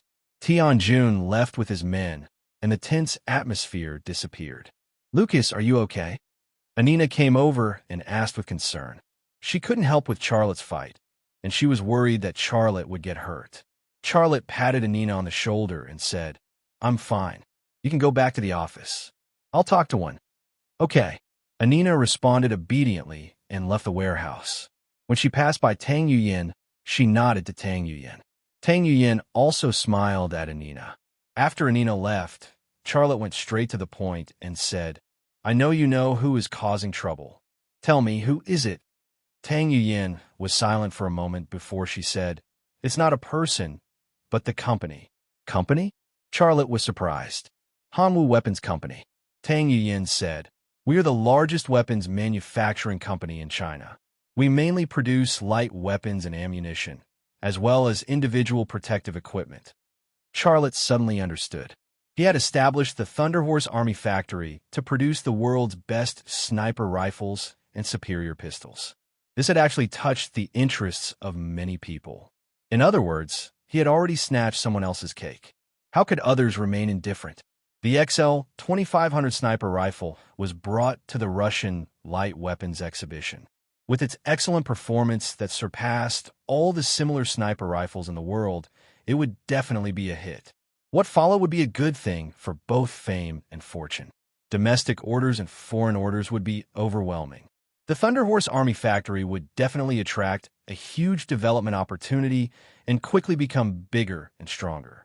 How could Hanwu Weapons Company, which also produced light weapons, endure such a thing? The appearance of Tianjun was definitely not the end of the matter. This was just a signal, a beginning. Tang Yuyin smiled bitterly. I only heard the news from my father an hour ago, so I came here. I didn't expect them to really cause trouble. Charlotte said, who was the boss of Hanwu Weapons Company? Yi Kuan.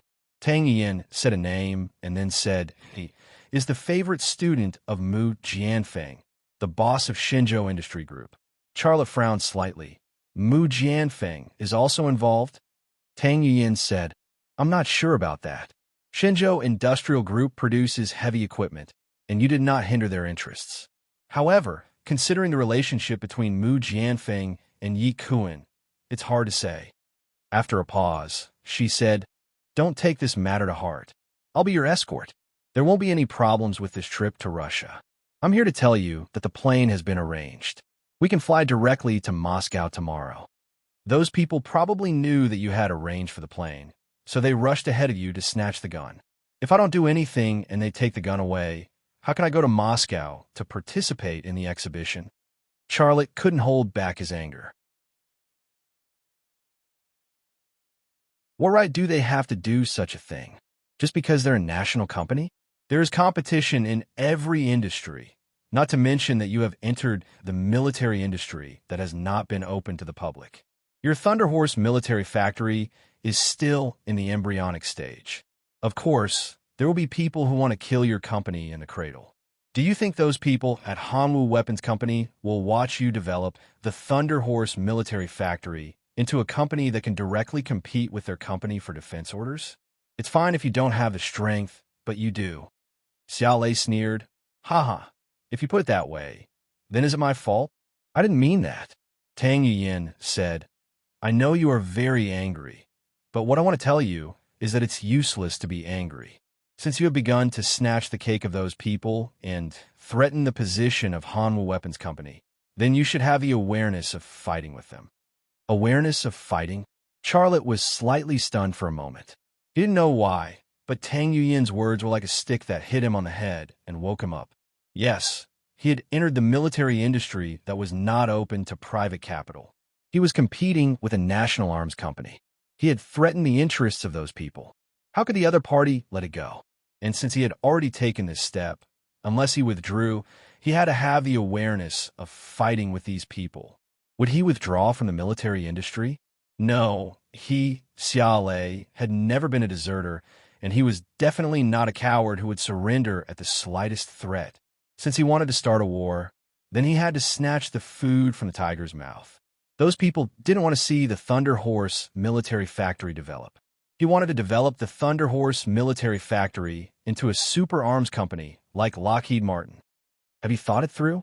Tang Yuyin looked at Charlotte and guessed what he was thinking. Xiao Lei suddenly smiled. It was a very natural smile. Thank you for your words. I've thought it through. I won't overcomplicate things, but I won't oversimplify them either. I'll do what I should do. No matter who they are or what kind of interest group they are, I'm not afraid of them. I always believe that our country is not a country where anyone can do whatever they want. No one can cover the sky with one hand and distort the truth. Tang Yuyin also smiled. It's good that you can understand. Okay, show me around. I'm very curious about how those sniper rifles are produced. I will let Qin Xiang show you around. We are going to Russia tomorrow. I have to talk to Anina and explain some things to her. Charlotte said, All right, you go do what you need to do. I will just take a look around. Tang Yuyin said. Charlotte called Qin Xiang over and asked Qin Xiang to bring Tang Yuyin around. He came to the office. Anina was arranging the blueprints. When she saw Charlotte come in, she put down the blueprints. Lucas, I am a little worried. What are you worried about? Charlotte walked over. You hit those soldiers and that officer. They will come looking for trouble with you. Anina frowned, looking very worried. Xiao Lei smiled. What's so troublesome about that? Let them come. I will take them all. But Charlotte held her hand. Don't forget, our dream is to build a world-famous super arms company. Our XL 2500 sniper rifle is just the beginning. No matter what difficulties or setbacks there are, they will not be able to defeat our dream. Anina also held Charlotte's hand tightly. I'm relieved to hear you say that. You are right.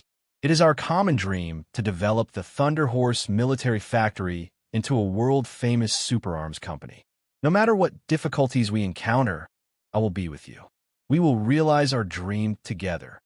For the sake of his dream, no evil could stop him. I'm going to Russia tomorrow.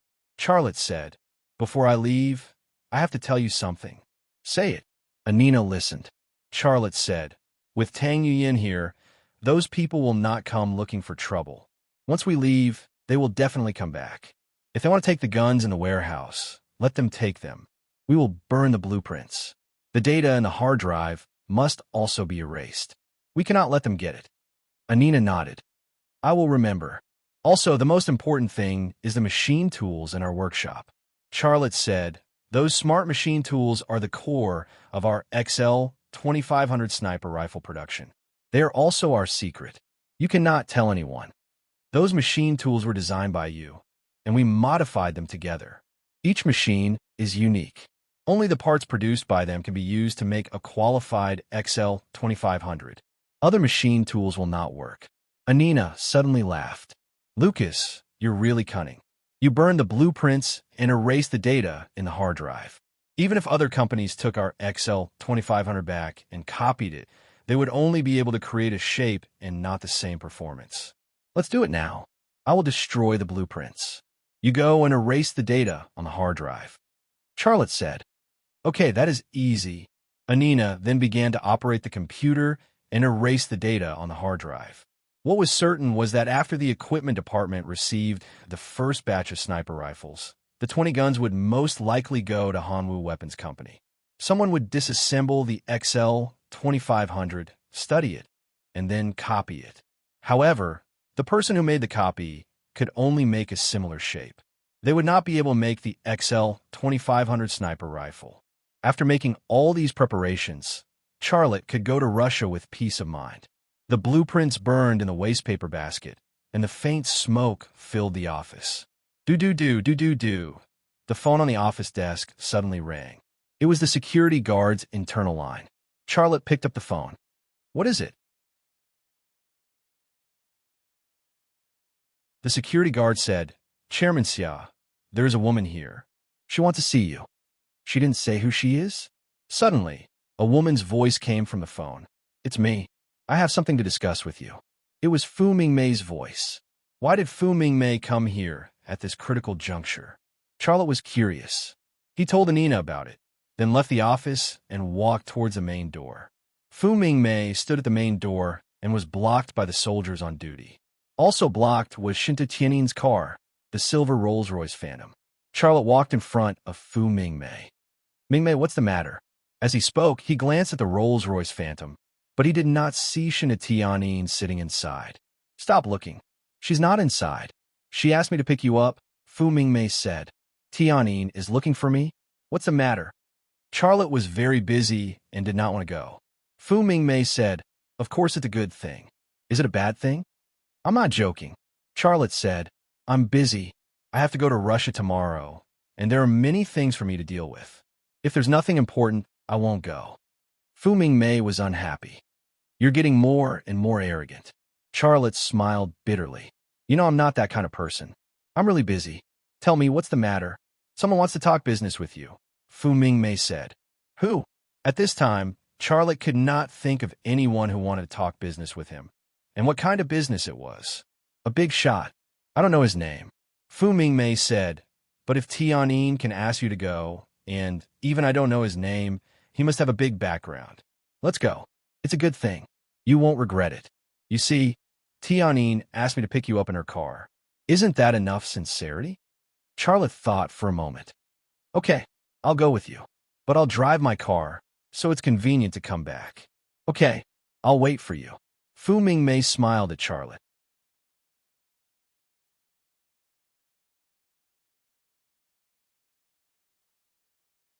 Chapter 379. Charlotte thought the place to meet was the Wanxiang Group's Wings building, but Fu Mingmei drove out of the city and came to the Capital International Golf Course on the north bank of the Ming Tombs Reservoir. This was the best golf course in the capital, covering an area of 3,600 acres, with 18 holes and a par of 72. More importantly, it had beautiful scenery. It was also a place that the rich and famous people in the capital liked to come to. Having a VIP membership card of the Capital International Golf Course was almost a symbol of status. Charlotte had heard of this place long ago, but he had never been there. Do you know, in a golf cart, Fu Mingmei said to Charlotte, in order to arrange for you to meet that person and talk business, Tianin has booked this place. She booked this place? Charlotte was a little surprised. How much did that cost? Fu Mingmei smiled lightly. Does money matter to her, whether it's more or less? Charlotte smiled bitterly. He felt that he had asked a stupid question. Since the fall of the Gu family, Shinta Tianin had received help from Gu Qian, and the speed of capital expansion had been even faster. Her current assets were probably close to 100 billion yuan. Would she care about the money to book a golf course? Looking at this matter from another perspective, they had not yet met, But the person who had asked him to talk business had already shown his strength in an extremely high-profile manner. Combined with what had happened before, it seemed that the identity of that person was not difficult to guess. Could it be Yi Kuin from the Hanwu Weapons Company? Charlotte secretly said in his heart. Fu Mingmei glanced at Charlotte, hesitated for a moment, and said, Charlotte, I have something to say, but I don't know if I should say it. Xia Lei collected his thoughts and smiled indifferently. You and I could be considered very familiar old friends. If you have anything to say, just say it.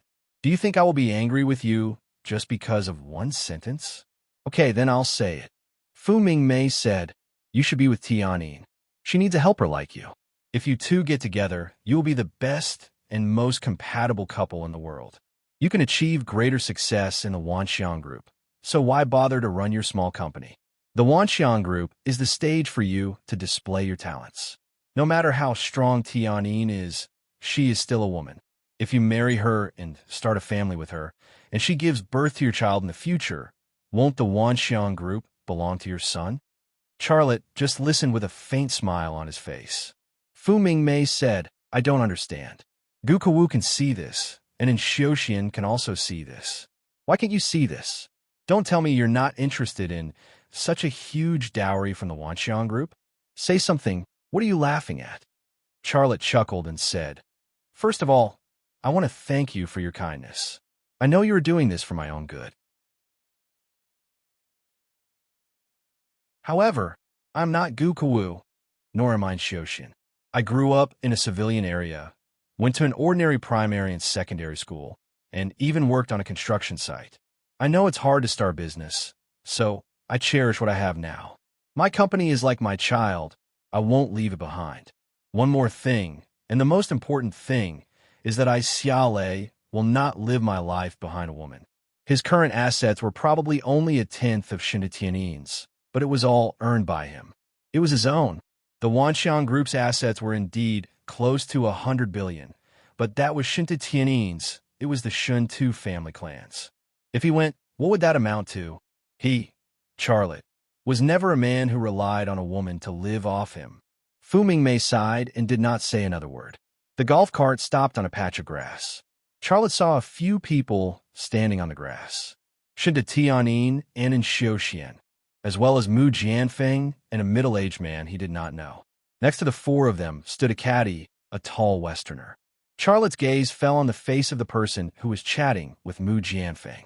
He thought to himself, this person looks very familiar with Mu Jianfeng. Is he really Yi Kuin from the Hanwu Weapons Company? Shinta Tianin waved at Charlotte. Lei, come here quickly. Charlotte walked over, and Xiaoxian looked at Charlotte with a cold expression. He could not forget the humiliation Charlotte had given him.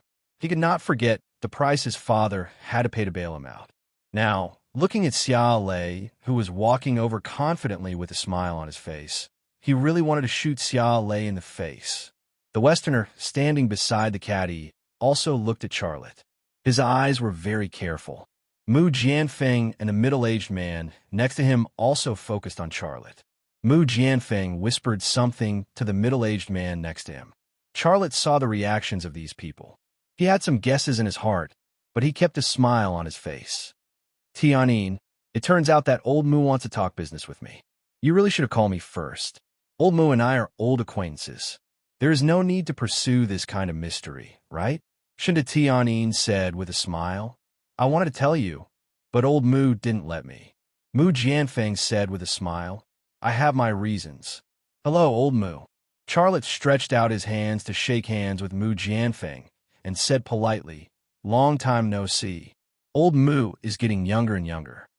Mu Jianfeng said with a smile, boy, your mouth is still so good at talking. Back then, when you were still opening a small shop on the street of Haizhu, I could see that you were not a person in a small pond. Sooner or later, you would soar to the sky. It's only been a little more than a year, and even I, this old man, have a whole new level of respect for your achievements. Old Mu is overpraising me. Charlotte said politely. Mu Jianfeng said, Lazy, let me introduce you. This is Yi Kuin, my student. Oh, hello, Mr. Yi. Charlotte still stretched out his hands and shook hands with Yi Kuan. Yi Kuan smiled. I heard that a genius came to the capital. Today I see you. You are really extraordinary. Nice to meet you. Nice to meet you. Charlotte's face was also full of smiles, but he was cursing in his heart. Nice to meet you. And Xiaoxian came over with a beautiful smile on her face. Mr. Xia, do you play golf? If you do, how about we play a round? Charlotte, a construction worker. How could he know a noble sport like golf? He was purposely making a fool of Charlotte. Charlotte looked at Xiaoxian and pretended to be surprised. Oh, isn't this Mr. N? Out of prison? What did you get out? Why didn't you tell me, so I could have picked you up? And Xiaoxian's smile suddenly froze on her face. Puff. Fu Mingmei couldn't help but laugh out loud. Shinta Tianyin glared at Fu Mingmei, and Fu Mingmei covered her mouth. Shinta Tianyin said, why don't we go have a drink so we can talk business? She knew that Charlotte had never played golf before and didn't want to see him make a fool of himself. No, it's the same here. The one who spoke was Yi Kuan. Isn't it better to talk business while playing golf? Then okay. Shinta Tianyin agreed. Whether it was Mu Jianfeng or Yi Kuan, she couldn't afford to offend them. Although the assets of the Wanxiang Group were amazing, Mu Jianfeng and Yi Kuan were the leaders of two national brands and represented a force. She had the upper hand when it came to comparing money with these two. But other than money, she was at a disadvantage in everything else.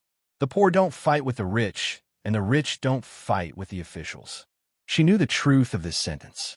And Xiaoxian smiled and waved to the caddy, saying, bring a club over. Mr. Xia doesn't have a club. The caddy ran over and handed a club to Charlotte. Charlotte casually waved the club, as if he was looking for a feel. Mu Jianfeng pulled Yi Kuan aside and whispered, what are you doing? You want to talk business with him? Don't provoke him. Yi Kuan also lowered his voice. Teacher, this Charlotte is young and aggressive. To deal with such a person, if we talk directly with him, he will most likely ask for an exorbitant price. I will first dampen his spirit, then talk with him. It will be twice the result with half the effort. Mu Jianfeng smiled. You always surprise me. Isn't this what you taught me, teacher? Mu Jianfeng said with a smile. Teacher, if you can buy the smart machine tool from Charlotte, I have to buy his military factory from him no matter what. He's the gold mine in our hands. The conversation between the master and disciple was very quiet, but how could it be hidden from Charlotte, who had the ability to read lips? Charlotte couldn't help but smile. So you really came to my military factory. You want to dampen my spirit before talking to me, in case I ask for an exorbitant price. It's not bad to be arrogant and narcissistic to this extent. At this time, and Xiaoxian took a shot, the golf ball flew up from the table, drew an arc in the air, then fell on the grass, rolling towards a hole. When it stopped, it was only 2 steps away from the hole, and Xiaoxian walked over, glanced at it, then gently pushed the club, pushing the golf ball into the hole on the grass.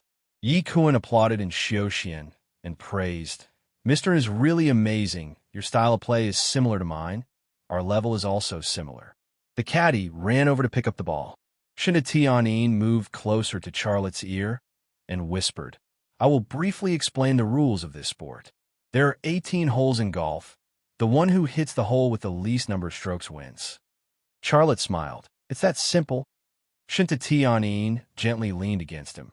You have never played before. It's fine as long as you know the rules. It's not shameful even if you lose. It's fine if you lose, but if you don't even know the rules, then it's a joke. And Xiaoxian walked over to Charlotte and Shinta Tianyin with a mocking smile. Mr. Xia, are you learning golf skills at the last minute? It's okay. I'll let you have 10 strokes. Shinta Tianyin was about to speak, but Charlotte leaned against her and said, You're so confident? Let me have 10 strokes? And Xiaoxian said disdainfully, I think I overestimated you, but if you let me have too many strokes, it's not fun to play. Yi Kuan interrupted, I will also participate, but I don't need Xiaoxian to let me have it. And Xiaoxian was also polite. It's fine if Mr. Yi doesn't let me have it. How would I dare to let you have it? Yi Kuan looked at Charlotte. Mr. Xia, do you dare to accept the challenge? Charlotte said lightly, What's there to not dare? It's nothing. However, since it's a competition, there must be a prize, right? Why don't we each put up 10 million, set up a winner's prize, and the winner will take all the prize. How about that?